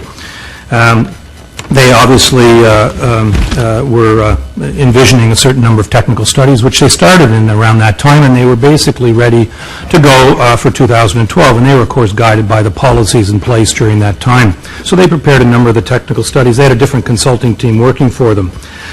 They approached staff in the about August, September of 2013, and why I mention that date is OPA 150 came into was adopted by council December 11th, 2013. So 4 or 5 months earlier, they approached staff and they said, we've got this project here, we've always envisioned it, it's going to be very consistent with everything around it, basically the 0.2 hectare lots, and we'd like to move forward. So staff, rightly so, said you'll have to pre-consult with us, and staff, rightly so, asked for some materials. So it took a couple months to get the materials, and they got the materials in November of 2013. Again, we have this December 11th date coming forward. My understanding was, we weren't retained at the time, EXP consultants were handling the work for them at the time, that they had set a pre-consultation date for December 5th. Well, there was an illness by staff, and those things happened, but that meeting was put aside. But it was supposed to be put aside, again, I understand, for only a couple of days. But again, if someone's sick, they're sick. But unfortunately, what happened was, for this particular file, was that the OPA 150 was adopted, which introduced 0.4 hectare minimum lot size in all villages, under some rationale, which others will talk about. And then the pre-consultation occurred on December the 17th, so just shortly thereafter. At that meeting, the Stanleys were there, Jeff was there, and he was shocked to hear that council a few days earlier, had adopted OPA 150 that included, amongst other things, a larger minimum lot size, no matter what, in the villages, and they were floored.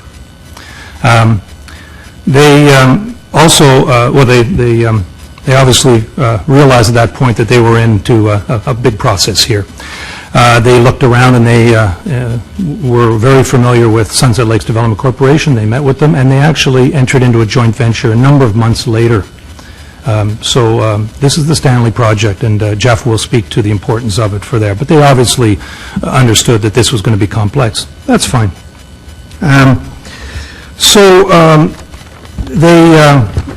They prepared all the reports and the plans, and they submitted them in December 2014. Staff reviewed the materials for completeness, not whether they answer every concern, and I don't want to mislead you. And they actually deemed both the subdivision application and the rezoning or zoning bylaw amendment complete for the purpose of circulating. And again, the circulation goes on, and there's comments received, which is a standard practice, and 17 pages or 7 pages. There's always lots of pages of comments, and that's fine. And some are major, some are relatively minor, and that's just what happens. So, of course, we made a resubmission shortly thereafter, a resubmission in April to address the concerns. And I think what we have here is our experts, our opinion has been presented. Staff don't accept that. So that's sort of the dilemma that I believe that you have to face. One of the things that was highlighted to... I just want to let you know your time is up. I know you have a long process that you're doing here with 4 other speakers, and you have used your 5 minutes, so if you can quickly wrap up. Okay, I have about 1 minute. So one of the things that came about was there are transition policies that were imposed in the OPA 150. I don't know if you realize, but your committee never dealt with, that deals with the rural environment, the rural sector, the issue of a 1 acre minimum. There was also no presentation of the transition policies to the rural group. I mean, the Stanleys are rural. They're not coming down to find out about OPA 150 at Planning Committee. They were never informed of the transition policy until it was too late. If they had known, I can assure you that if they were told of those on December 17th when they had the meeting, they would have hustled an application. obviously tried to get their application before December 11th. They couldn't, but they would have. So we're caught now. We think that, again, that a minimum lot size is really dependent on the technical analysis, Hydro-G and others, to be able to support the number of lots, and others now. Steve Walker's going to come up now. He's going to speak to that. At the end of the day, we don't want anything that's unsafe. We're going to have development on half-acre lots that's consistent with and actually larger than many lots around, that's going to be safe from an environmental point of view. Steve? Thank you. I just wanted to say one thing here. There's all this talk about OPA 150 versus OPA 76. Just to be clear, this does have to be considered under OPA 76. So if that was the only issue, if the only issue came down to lot size, this application would not be rejected. Yeah. It's just that with the minimum lot size of half an acre, there still are conditions that have to be met. There still are, you still have to prove certain things, especially when it comes to water quality and septic systems. So I just want to make that clear that we aren't debating OPA 150 here. Now, and I'll just add to that further, there were issues in the past with how official plan amendments came forward. We've made some changes at ARAC. We've added more to our purview in terms of development charges. And at midterm governance, I'll also be looking at making sure that that kind of thing doesn't happen in the future, so that official plan amendments that pertain to the rural area specifically do have to come through this committee before going to planning and council. But that is something that we had an issue in the past, but that will be Okay, Chair, so I'll just add to that, and I agree completely with you. That's why we have a list of 129 draft conditions, and we're going to tell you that the science is there that has been proven over the course of time on previous subdivisions, and that those fears that are being expressed by staff to you are no different than any of the other subdivisions. So I'll leave it at that. All right, thank you.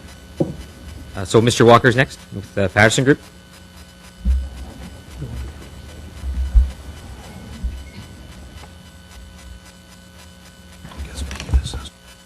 Thank you, Mr. Walker. So you have 5 minutes as well. Thank you, Mr. Chair. I'll try to be quick. Thanks.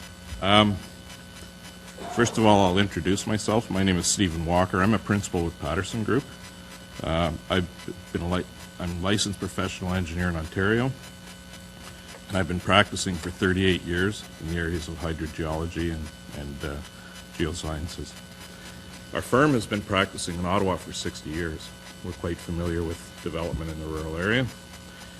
And specifically, I've been involved with several land development applications in Greeley. Typically, they do end up going before the Ontario Municipal Board, and in each and every case, my evidence has been accepted by the board. The methodologies used and the conclusions reached for this application are consistent with these previous applications, which have been supported by the OMB. Without getting into the details of this application, the committee should be cognizant of the fact that the development of Greeley has proceeded in a manner that ensures a safe and reliable source of drinking water. Approximately 13 years ago, and Tessa alluded to this, the city had put a freeze on development in Greeley so that they could conduct the necessary studies to confirm whether or not the development of Greeley could proceed at the 0.2 hectare village lot size that existed under the official plan. A very detailed study using sophisticated groundwater modeling techniques was commissioned by the city to Jake Switford Limited. The results of that study predicted that at full build-out of Greeley at half-acre lots, the overall nitrate impact would be of the order of about 1 milligram per liter. The provincial drinking water objective is 10 times that amount. In fact, I have a copy of the report here, and they have these nice plans in here that I wasn't prepared to present on this report. You see it's nice and blue. The whole area of Greeley is blue. In that, what that says is that it's about 1 milligram per liter at full build-out in the future at half-lot sizes. Half-acre lots, yeah. We've also done sampling off-site as part of these studies that we've done, and we find that subdivisions as old as 60 years old, we're not seeing nitrates in the water. Typically, very low nitrates are even non-detectable, so they have been performing quite well. With respect to the city's comment in the staff report that approving plans of subdivision on 0.2 hectare lots will create even more risks to the public's health is without technical merit. As mentioned above, the city's own experts have concluded otherwise based on scientific analysis. With any development on private services, subdivisions are phased so that no more than 40 lots can be developed at one time, and I think we heard that. So prior to release of the next phase, there will be more hydrogeological studies to confirm that things are working. We want to make sure that things are working. If they're not, you have to revisit the report and revise recommendations accordingly. If everything's fine, then we proceed. And that's what's happened in the past. We find everything is fine in these phased developments, and they proceed as proposed. This particular development also incorporates significant green space area as well as 2 large ponds, providing for a significant decrease in the actual lot density on the site. While the minimum lot size is 0.2 hectares, the actual density of development is about 0.95 acres per home, which is quite large. Our analysis indicated that this parcel of land under the proposed design concept could support 156 lots using nitrate dilution methodologies. This application is proposing 103, which is a lot less than what you could technically, from a scientific point of view, allow. The other issue that appears to be a concern by staff is the presence of peat soils in the eastern portion of the site, which is probably not much more than 5% of the area to be developed. Our experience in the Greeley area is that peat existed in other subdivisions as well, which are now currently developed. Deeper peat deposits are also quite common throughout the urbanized areas of Ottawa, such as Vanier, the Dow's Lake area, north of Carling, Morrison Drive. It's widespread through the city, and you deal with it. There are ways to deal with it. And on this particular site, in most areas to be developed, the actual thickness of peat is nothing more than the thickness of a topsoil layer. It's only described as peat by the texture of the soil. In summary, it is our opinion that this site can be safely developed at the specified density of 0.2 hectares per lot. In addition, it is our opinion that, and the opinion of others, that the Greeley area has a high-quality groundwater aquifer, and that will continue to supply a safe drinking water supply in the future. Thank you. Thank you. Do you have any questions for Mr. Walker? Yep, Councilor Healy. So, thank you. If I understood you correctly, you're saying that the reports that the city are relying on nitrates in the water in that area are not correct? That the whole area could be done according to your proposal and not have any treatment to the nitrates? No, this report actually confirms what we're saying. The city's report that they commissioned 13 years ago. And as I said, they're predicting, based on detailed modeling and detailed sampling through the area, that if Greeley was fully built out at half-acre lots or 0.2 hectare lot density, right, okay, that you would expect your nitrates might reach in the order of 1 milligram per liter, which is 1/10 of what the provincial standard is. Did staff want to comment on that? That's quite a difference from what we're saying. I can't speak, through the chair, I can't speak to this review of that report, but we've invited Tessa back up here again, who I'm sure was one of the ones who reviewed the report. I reviewed Patterson report for the subdivision. Sorry, yeah. So I would like to, I guess I just want to state that I review their report based on provincial guidelines. I also looked at this report in terms of they had very specific recommendations in this report when you develop. And those recommendations did talk about following provincial guidelines, and the following provincial guidelines would be one of the really big keys. And Mr. Walker has also stated that the land can support 156 based on his nitrate dilution calculation. I've commented on this in my report. Some of my comments would be that he hasn't provided enough support for some of the values used in that calculation. I don't know how much detail you want to get into, but for example, one part of the calculation would be looking at infiltration factors. So you were looking at how water can come in to dilute the effluent coming out of septic systems. And one of the assumptions they used was that the entire portion of land would be forested after it's built up. That obviously cannot happen. It doesn't make any sense. Lots will have to be cleared to build houses.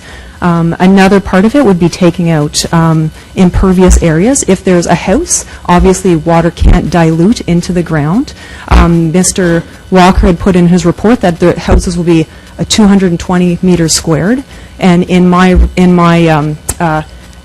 area of the report, he actually puts in a draft lot layout, and he has 340 meters for the home. So I just asked in my comments, rectify the difference. If you want to have smaller homes and use that area for dilution, that's fine, but the recommendations have to say that no house is going to be higher than 220. If the houses are going to be 340, then you have to take that area out, because you can't have water coming into the ground if there's a house there. So it's a lot of comments like that. So even though he has stated here that the land can support 156 homes, the numbers used in that calculations have not been supported based on my professional opinion. So, thank you, and I appreciate your honesty, because where I was going with that is the concern I have with his comment was Greeley, beyond this proposal, you said Greeley could be built out to that factor. And so that could have implications for other proposals coming forward based on your report. If there's those questions to deal with that report, I certainly would like to see the answers to it. Could I just clarify what you said? I didn't say that I have concluded that. I have said that the city's consultants have concluded that in this Jakes Whitford report. That was the study that they did. I haven't done a study on the whole village of Greeley, but this is a report that the city had commissioned. Okay. Thank you. Thank you very much. Are you familiar with the Hillside Gardens in Manotick?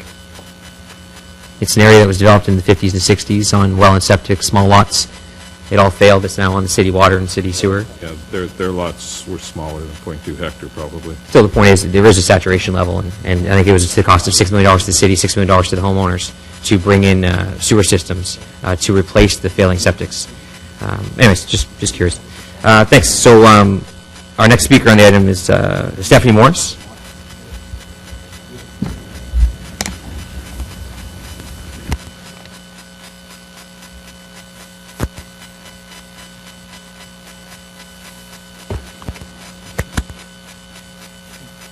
Good morning. My name is Stephanie Morris, also of Holzman Consultants. To give some additional background, given that the committee has asked about the number of issues outlined in the staff report, Mr. Holzman and I met with city staff at their request 5 weeks ago to go over the outstanding issues following our most recent resubmission. Just prior to the meeting, we sent city staff a copy of over 100 draft conditions that we had prepared for their review in advance of this meeting. The draft conditions were made up of council-approved standard list of draft conditions, other conditions from similar subdivisions in the area, site-specific conditions, and conditions proposing solutions to some of the outstanding issues that would need to be cleared following draft approval. Don't worry, I won't go through all 129 of them. The draft conditions proposed would offer the necessary checks and balances that all of the outstanding issues would be resolved prior to registration. At the meeting with city staff, we were told that the issue was not the minimum lot size policy in OPA 150, as has been discussed today, and that it is presently under appeal. We were instead told that the issues boiled down to hydrogeology, and then the presence of peat, which staff did not deem to be adequately addressed through the EIS and geotech. Following the meeting, we inquired whether written comments of the outstanding issues would be provided so that we could appropriately respond. We were provided with those comments just this past Tuesday, and they have all already been responded to or can be addressed through following draft approval through the clearance of draft conditions. And this is outlined in the package that I just distributed to you all. The draft conditions suggested in the staff report would give an additional level of comfort that the outstanding issues staff have regarding the geotechnical investigation and EIS would be resolved. In fact, the EIS report has been revised, and it concludes that the boundary of the wetland is as originally submitted, and it won't impact the subdivision.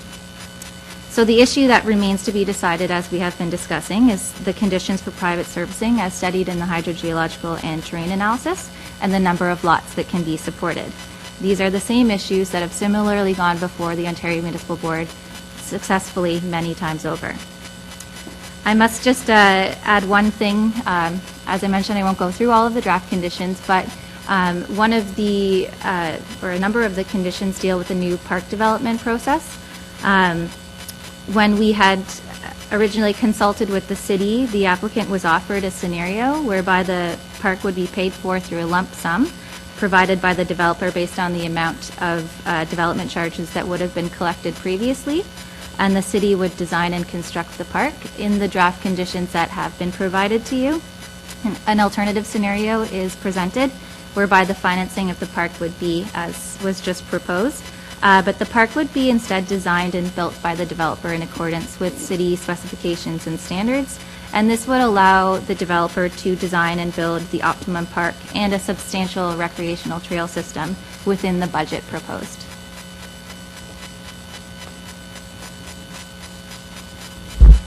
Thank you. Do we have any questions for Ms. Morris? None? All right, thank you, Stephanie. Appreciate taking the time. Our fourth speaker on the item is Mr. Jeff Stanley.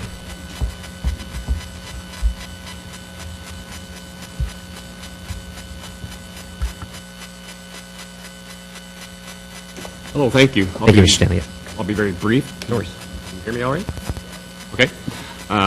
So quite a few years ago, as Bill sort of reiterated the story, myself and my two sisters decided to get together and go forward with the property my father and my mother had given us to do something with toward our, our retirement, I guess you could say.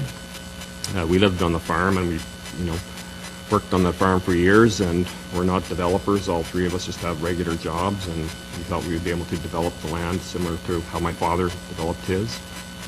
And then as far as our contact with the city went, it looked like it was going to go through, but the timelines changed, and we were kind of floored when we had the decision that 0.4 hectares were going to be put in place, and that was when we decided it didn't look like we were going to have the funds to go ahead, and we teamed up with a quality builder like Sunset and moved forward that way. So we're just hoping that things can be resolved and we can get a good decision.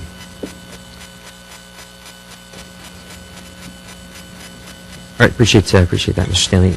Councillor Drews? Question. I just want to thank Jeff for being here today. The Stanley family has been in Osgood Ward for a long time. They grew up on a farm, and also they own a farm west of this subdivision, and I know that it was all built in the same and similarity of that subdivision that we're building. So I just want to make sure, bring this to the attention to the committee, that half-acre lots are the same service that we have, private services that we have has been built by the Stanley family before. How many homes, Jeff, we have in Stanley Park? Park, there's about 100 units in Stanley Park. Okay. Thank you. Thank you very much for being here today. Thank you. Thank you very much, Mr. Stanley. Thank you, Councillor Drews. So our last speaker on the item is Mr. Dan Anderson. Dan, you may or may not have spoken to us before. You have 5 minutes. Thank you. I'll get right into the staff report. Wetland. There is a provincially significant wetland not on this land. It is located, you can see off to the left, the property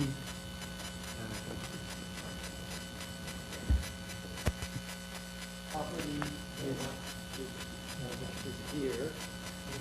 This is the subdivision. This is the wetland, entirely off-site. There is a 120-meter buffer around the wetland, also entirely off-site.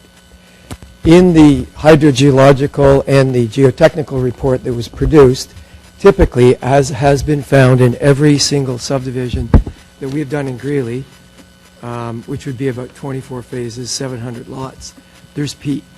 Staff saw the peat, we're running into trouble, peat, we're going to find something here. And they said, this is possibly a wetland. This is a piece of peat affecting 6 lots. And in any event, we put that comment, we only got it a week ago, we put it to our biologist, who has a PhD. He produced a full 5-page report. We have that report here. And his conclusion states The information on the plant community is sufficient to conclude that the area not be considered part of the wetland and no further wetland investigation is required. That is a complete red herring. A couple of years ago, we were before ARAC. I remember working with Councillor Blais on a sponsors group on the Cedar Lakes development. These were exactly the same issues. We wound up having to go to a number of meetings. We had a sponsors group that made a recommendation for a settlement. In any event, the vociferous objections of staff on hydrogeology on virtually the same points then went to two separate hearings of the Ontario Municipal Board, where we each had an opportunity to cross-examine each other's witnesses and review in detail the reports. The decision of the board on both instances, and this was by Member Conte, who is an environmental planner, who is executive director of the Friends of the Second Marsh, the decision of the board on that was to approve the density at 1.02 units per acre, to approve half-acre lots on virtually the same conditions. In fact, this site has slightly better hydrogeological conditions. The 17 pages of comments that referred to didn't indicate that the work that was done by Mr. Walker or by our firm, which I think you'll find if you investigate, is considered work of a very high quality. It indicated concerns about methodology.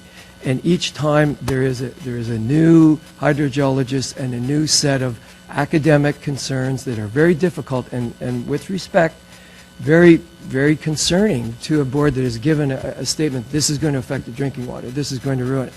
And yet when we have the time to deal with the facts, uniformly the decision comes down. So recently we just did this, and my question is, why are we going to do this all over again? We just had a decision of the Ontario Municipal Board on the same facts that said 1.20 units per acre is safe in these circumstances. So I have lived in Sunset Lakes in Greeley for 22 years. My well is 60 feet deep. I am living in the most densely populated area of the village. Upgradient of me are homes that are over 50 years old. My own neighborhood is mature. My family of 6 is drinking the water. The water tested this summer in my well had no detectable nitrates. You would think then that the water from all these septics, including 50-year-old septics, would gather in the pond in front of my home and would be a cesspool. The water in that lake tested this summer had no detectable nitrates. These are the same conditions that are uniformly found. We have 15 ponds in 700 lots in 6 developments in Greeley. This is the data that is produced. What is produced supporting the objections that we're hearing is conjecture. It's not data. It's an academic analysis. And when it gets to the board, as the board called it, a diligent critique. But Mr. Walker's opinion is the one that does the well test. The well tests in the area to the north, which is at 1.4 units per acre, have a maximum at the property line of 20% of the allowed, fully built out, fully matured, 20% off-site to the north. The wells on-site have virtually no nitrates. The water moving off the site is moving south and east out of the village. The density is 1 acre, one of the lowest densities we've yet to approve. So I've dealt with wetland, I've dealt with hydrogeology. The question, the last one is, we can't go against staff. I understand. You've got staff, they've given you opinions, you've got Conservation Authority. The question ought to be, at this point, how can we disregard the opinion based on the very conclusive research done on-site by Mr. Walker? Mr. Walker is the one that was here in '03 and well before that reviewed the report after the development of Freeze of Greeley that said this is safe. His opinion is behind every single one of the 700 lots plus the 100 on the Stanley Farm, 800 lots that support, and subsequent performance have demonstrated, not conjecture, subsequent performance has demonstrated these are safe. I ask you to, this is my conclusion. Yeah, go ahead. A, confirm the lot size is grandfathered. B, accept the report of Mr. Walker. C, accept the report of Mr. McKinley. D, approve the draft conditions that have been supplied to staff. And I'll take any questions. Thank you, Mr. Anderson. Do we have any questions? Councilor Drews? Yeah. We'll just ask Dan, how many subdivision you developed so far in the similar, and how many home we have right now in Greeley? We have 700 lots in 6 communities. They're approved in phases, so there would be approximately 24 phases. They would go through a hydrogeological report and then a subsequent performance report for each phase release. The performance reports typically show, and have typically showed, no nitrates in the well reports. Now, there was mention this a year after. We have performance, I have well reports going 22 years after the original. No nitrates. Thank you. Take any other questions for delegation? No? All right. Thank you, Mr. Anderson. Thank you, Mr. Holtzman. All right, so... I have closings. Yeah, so do we have any questions, any further questions for staff? I know that we did ask questions before delegations. Any questions stemming from the delegations? Seeing none. Councillor Drews, you wanted to speak? Yeah, thank you. Thank you, Chair, and thank you for everybody for being here today to speak about this subdivision. Can you hear me?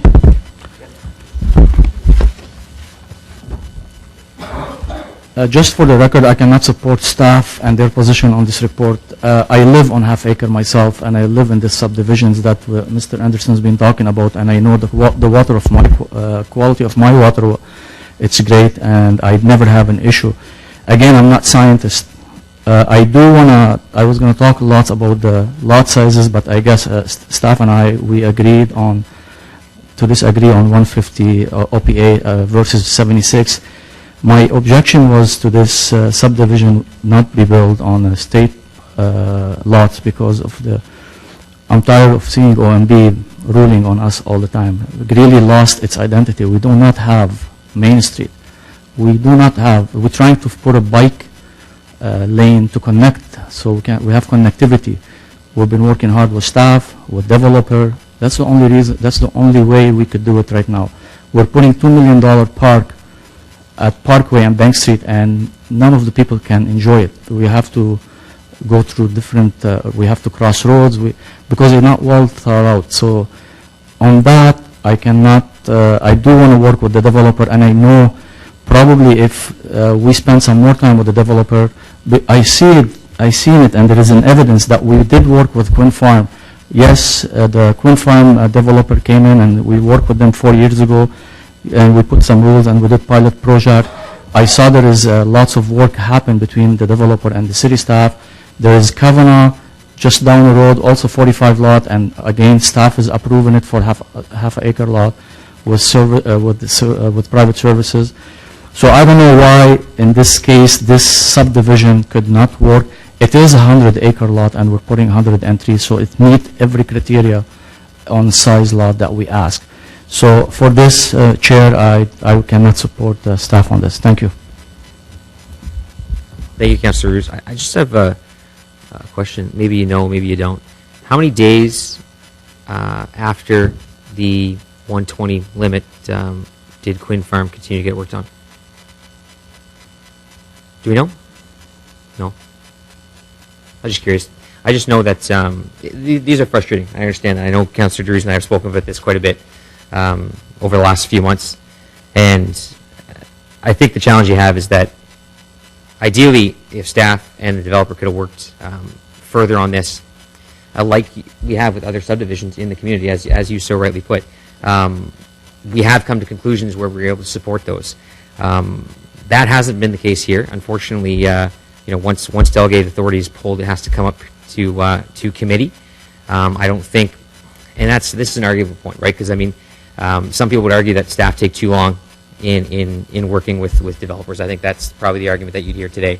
But at the same time, sometimes that time allows things to get through, and then you get to avoid the OMB because we can come to a conclusion like we did with the Quinn Farm. And I realize that's a pilot, but nonetheless, it's still an approved subdivision. So, like I said, I think had we been able to find some more time to have staff work with the developer on some of these issues, I think maybe we could have come to a different conclusion. But since the item was forced its way to our agenda, staff had no choice but to put forward the recommendation to refuse. And I will be supporting that as well, because I think at this point we haven't been able to come to a proper conclusion as to how we move forward and how we address the concerns. I mean, you look at the report, even the concerns of the community are similar to the concerns set by the city. Planning is unique, right? We have people that say that communities say that all planners do is give developers everything they want. We have developers that say that staff don't do enough to help them get what they want. So it's a very unique situation when there's two different sides, and we don't always come to conclusions, or we don't always agree on it. But nonetheless, it's unfortunate we couldn't do that in this case. But we have to bring the report forward as it stands, and just ask for a vote. We'll do yeas and nays in this.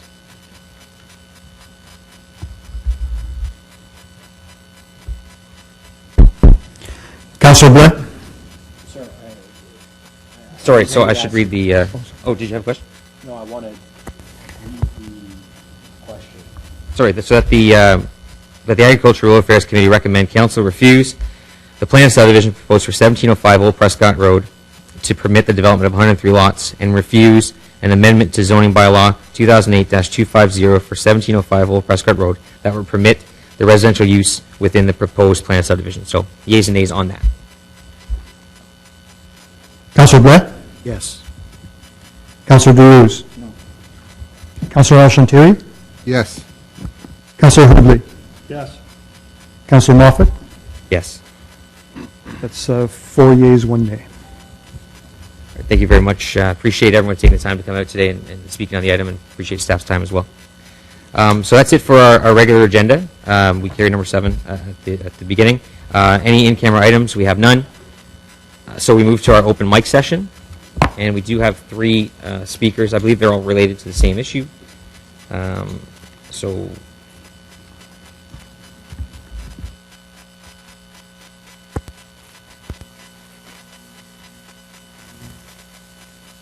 yeah, so our first speaker, we have a couple other elected officials in the room, and they're both going to be speaking to us today. So we have Mark Fisher with the Ottawa Carleton District School Board, but our first speaker, I'll invite Lisa McLeod, who is the MPP for Nippy and Carleton. They can come out together, of course.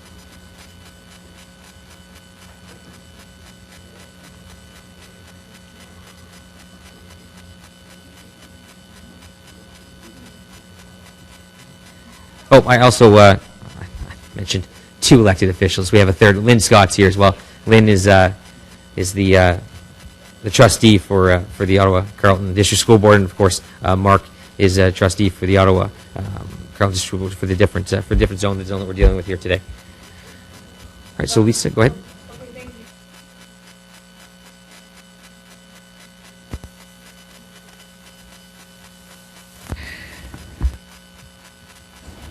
Okay. So thank you very much. We're here today for an issue that is of mutual concern for all of our constituents in rural Ottawa, and that is the busing situation as it pertains to the consortium, OSTA, and the 12,000 new routes that they have put in for this school year. We're not asking a direct monetary ask here today, nor would I want to do that as a provincial politician, but what we are asking is for your assistance in working with OSTA to explain to them the difference that rural constituents are met with respect to their commute to school, with their walk to school, and with the issues surrounding the busing. So this is a major concern for my constituents in the Rideau-Goulburn ward as well as in the Osgoode ward. And this city has done a lot in the past 14 years in order to enfranchise and reach out to rural constituents. And I think you have a model that OSTA could also use. And that's why we're here today is effectively as local politicians with Councillor Derues and Councillor Moffat to seek the city's guidance and meet with OSTA and explain to them that you don't have a one-size-fits-all approach, given the fact that you do have the ARAC committee and you do look at proposals through the rural lens, and how we can best contribute that to the OSTA approach when they're looking at the new design of routes in rural communities and the commute to rural schools. So I'll pass it over to Mark Fisher, who is with the Ottawa Carleton District School Board, and we're happy that Lynn Scott is as well here, and she serves as part of my ward as well, or constituency. There we go. Are we on? All right. Thanks, Chair. Thanks, Committee, for taking the time to listen to our views. Obviously, as Lisa said, I'm Mark Fisher with Zone 7, which covers Osgood Township, Gloucester South Nepean, Gloucester Southgate, so three city zones. Roughly 50,000 constituents with the English Public School Board. The issue that we really want to bring to your attention, and we had a great conversation with Councillor DeRuse a couple weeks ago about the new rules around walkability and the way that the Ottawa Student Transportation Authority is now looking at realigning some of its busing routes. And what we've seen and what I've seen, and I don't know if some of the parents are with us from these communities, but when you look at places like Osgood Township or Metcalfe or Greeley, one of the things that I'm seeing that is of grave concern is that when you look at some of the arterial roads in these communities, in many cases, the traffic on these roads is significant. The volume is significant all times of the day. When you look at these roads, more often than not, they don't have sidewalks, which makes walking very difficult for young ones. When you look at winter snow clearing, is another issue that has come up time and time again in terms of clearance of the snow on the road, which when you don't have sidewalks is an issue because you have no margin of walkability along some of these roads. So the issue that I have, and I've tried to bring to the attention of the Ottawa Student Transportation Authority, is that there's a requirement to look at some of these busing issues, the walkability issues, in a different light in the rural part of the city, because what works in the inner part of the city doesn't necessarily work in the rural part. And what I've heard consistently from them is that, well, if we have some special dispensation for this case in Osgood, well, we've got to have a policy that applies across the city. And I think both of us here, knowing how the city looks at its issues, are convinced that the Ottawa Student Transportation Authority can have a different approach when it looks at some of these issues in the rural part of the city. So what we're trying to encourage is for the committee to consider reaching out to OSTA, letting OSTA know about how it looks at these issues across the city and how you differentiate between the inner city, the green belt, and the rural part of the city, and perhaps to also have a conversation with them about how they look at designating roads as hazards and how that works again in the rural part of the city versus the inner city, because I think the contexts are fundamentally different, and they so far haven't wanted to make themselves ready to appreciate that. In addition to that, what has often been said to me is, well, the city treats this road this way, therefore unless they change their determination, we can't do anything about it. So there's this funny conversation that's happening here that I think now requires the school boards, the city, and the Ottawa Student Transportation Authority, which is a separate and independent board, to perhaps come together and talk about some of these issues. And I think walkability and busing is a starting point. And I think there are certainly other issues where there needs to be some like-mindedness around planning and sharing services. But I think walkability is certainly the first one that has come to my attention, where I think there are some clear lines of synergies between what we do as a school board, what the city does, and I think what OSTA should be doing. So with that, I'll close. Thank you very much. Lisa, did you want to add anything to that? Just that I think that there are some opportunities here Yeah, you could. Never been accused of being too quiet either. So, I think there are some natural synergies, as Trustee Fisher has pointed out. And one of the things that I think would really benefit my constituents and our mutual constituents is maybe perhaps creating a meeting between the two chairs as well as the appropriate transportation officials between not only the consortium but also the City of Ottawa, and explaining to them the situations as Trustee Fisher has talked about, and looking at some options. One of the things that our school boards have been getting very good at are these walking school buses, and perhaps that there's an opportunity there to restore some of the busing for some of the individual families, but also ensuring that during the warmer months. So there are options that aren't going to be very costly, but I think it's important for us as politicians in the area to have the conversation with OSTA using the city's data and using the city's planning methods, given you have worked so hard over the past 14 years since amalgamation to be respectful and cognizant of the uniqueness of this rural city. So I can conclude it. All right, thank you very much. So just before we say anything, I know we have another speaker on the same issue, Lori Burnett. So I'll invite Lori up. Lori is a resident of Metcalfe.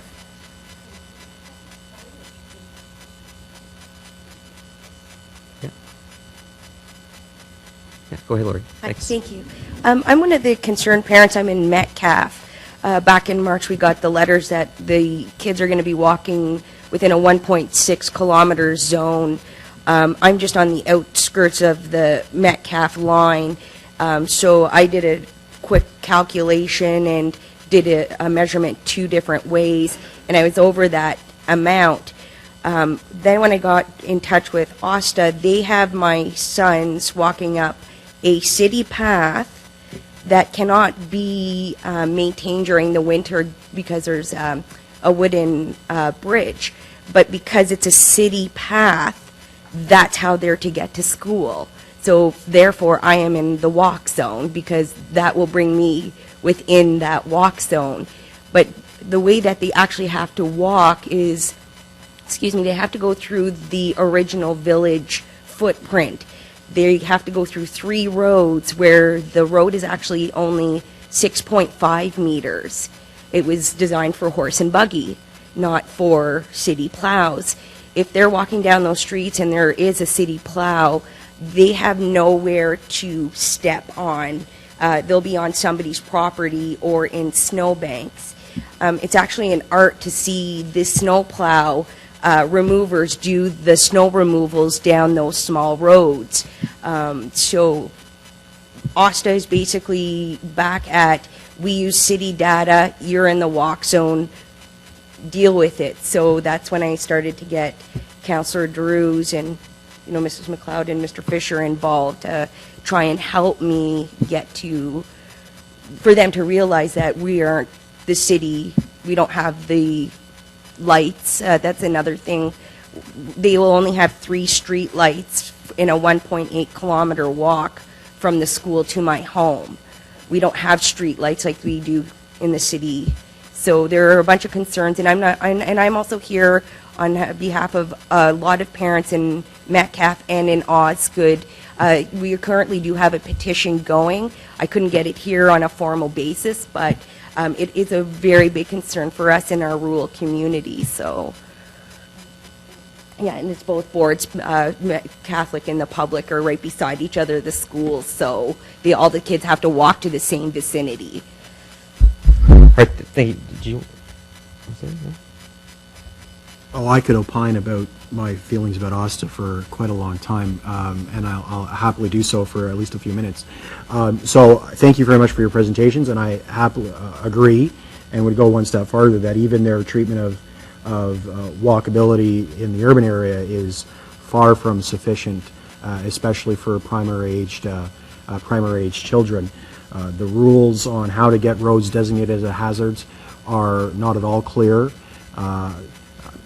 Some parents are told that they use city data. I was told by a school trustee that they hire their own traffic engineers to do analysis. They hire public relations firms to try to convince people that what they're doing is a good idea, and hire professional lobbyists to come to City Hall to tell us that what they're doing is great, which I found quite unfortunate that they would invest their money that way. And so I wholeheartedly agree. One of the fundamental challenges I've seen this year is that because there is not alignment between the 2 budget years, the city runs a January to December budget year, the school boards run a school year budget year. Often the decisions that the school boards and OSTA make relating to walking distances, school zones, changing school boundaries, etc., don't line up very nicely with how we budget internally to the city. So when we're talking about the need for new crossing guards, or if we were going to fund some kind of walking school program, there's often like an 18-month lag there just because of how the budget cycles work. So I agree, we probably need to have some conversations with OSTA and the school boards to see how we can better align these kinds of activities and these kinds of decisions, and make sure that the city's informed of these kinds of changes far enough in advance so that if we feel it's important to take action, we have both the time and to find the money to do it, but also the time to implement whatever that solution happens to be, because lighting even if we had the money to do it, we can't just go and pop up lighting tomorrow, right? It's going to take us some time to do that. So I 100% agree, and thank you very much for your presentation. All right, thank you, Councillor Blais. I imagine Councillor Hughes might want to say. I'm just going to speak really quickly.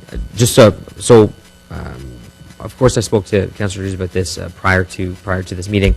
I know last year I happened to meet with Vicky Kiriakou, who was the general manager at the Ottawa Student Transportation Authority, and I know that I worked with her on more as a parent than as a councillor. But when it came to Cars on the Rideau Public School, of all the schools that were proposing bell time changes, Cars was the only school that was proposing a 60-minute change, which would have meant a kid from Birch Rapids getting on the bus getting off the bus at 5 o'clock in the afternoon for 2 months in the winter. Of course, is dark, and Donnelly Drive is a very busy 80-kilometer-an-hour road. Thankfully, we were able to work. The school was able to work with OSTA on that, and the bell time change actually went from 8:15 to 8 o'clock in order to satisfy their goals instead of going up to 9:15. Similarly, I know that in one of their reviews in Manotick, they did actually expand the hazard zone. They created a new hazard zone. So they were receptive in some cases. I see from the review for Metcalf that outcome was no changes to the maps required, even though right in front of that they have the list of concerns that were brought forward during their report. So I'd be happy to coordinate a meeting with Vicky Kiriakou to discuss these issues. Obviously, I'll work with Councillor DeRuse to make sure that we pinpoint the specific issues, that we have a targeted conversation. More than happy to bring in our transportation staff at the city, if not Phil Landry, someone of his ilk, and of course consult with the other rural councillors as well to talk about some of the issues that we have. And if you want to be in on that as well, the trustees and of course Ms. McLeod, if you want to be involved in that meeting, that would be good. But I'll certainly take that away, and we'll work on that to coordinate that meeting. Councillor Drews. Thank you, Mr. Chair, and I just want to echo both of my colleague, Councillor Blais and Councillor Moffat on this issue, and I want to thank actually Lisa, our MPP, Lisa McLeod, and of course Mr. Mark Fisher for being here. Of course, also the parents, and I know Lori is here on behalf of lots of residents in our ward, not just only one, but it's a working day, not all of them they are here, and they understand it's not a city issue, but collectively, when we decided we need to do something as a rural, and that's why I asked them to come here today to speak about it, because even the city of Ottawa, the way we do business, we have implication on anything we do in the rural, and I think since amalgamation, the city of Ottawa demonstrated that we could work with urban and rural and greenbelt, and we could deliver to our residents. It doesn't matter where they are. Base is Osgood, not just Osgood. The city of Ottawa is one of the biggest city in Ontario. So I just want to thank all of you for being here today, and I'm really looking forward to work with the chair, and I'm thanking my colleague that accepted that we need to voice our resident concern, to let them know that even the city of Ottawa does business different at the rural area, rural than the urban. And we talk about street light safety, so these are our kids, and we need to make sure that we are all in it together. So I want to thank you all. Thanks, Chair. Thank you, Councillor DeRuse, and thank you, Lori and Mark and Lisa, for taking the time to come here and to speak and to sit through our meeting. So Thank you. Appreciate that. No plans to expand any roads in your area, I don't think. But at least we'll tell you about it if we are. Well, Tim's going to make sure that we tell people about when we build roads through pools, so he was taking that direction. So that's it for our open mic session. Notices of motion for consideration subsequent meeting. Seeing none. Inquiries? I do. Councillor Drews has an inquiry. Thank you, Mr. Chair. I have an inquiry. I just want to make sure maybe if we can direct staff for next meeting. I'd like to maybe the committee to hear status about our LEAR study. That's one. And the second one is the status on the OMB hearing that happened about a couple of days ago concerning designated agricultural land, that it was one at OMB from designated agri-land to rural general. Yes, I'm well aware of that, as that is my ward. So if we can probably coordinate an update at the next committee meeting on that item. I could right now, but we'll just wait. And then in terms of a LEAR update, a LEAR status report, of course I'm on that. So is Councillor Blaisman on that study group from last term. And I'm sure we can coordinate a report from Bruce Finley on to update that as well. Thank you. Any other inquiries? None? Other business? None? Adjournment? Carried.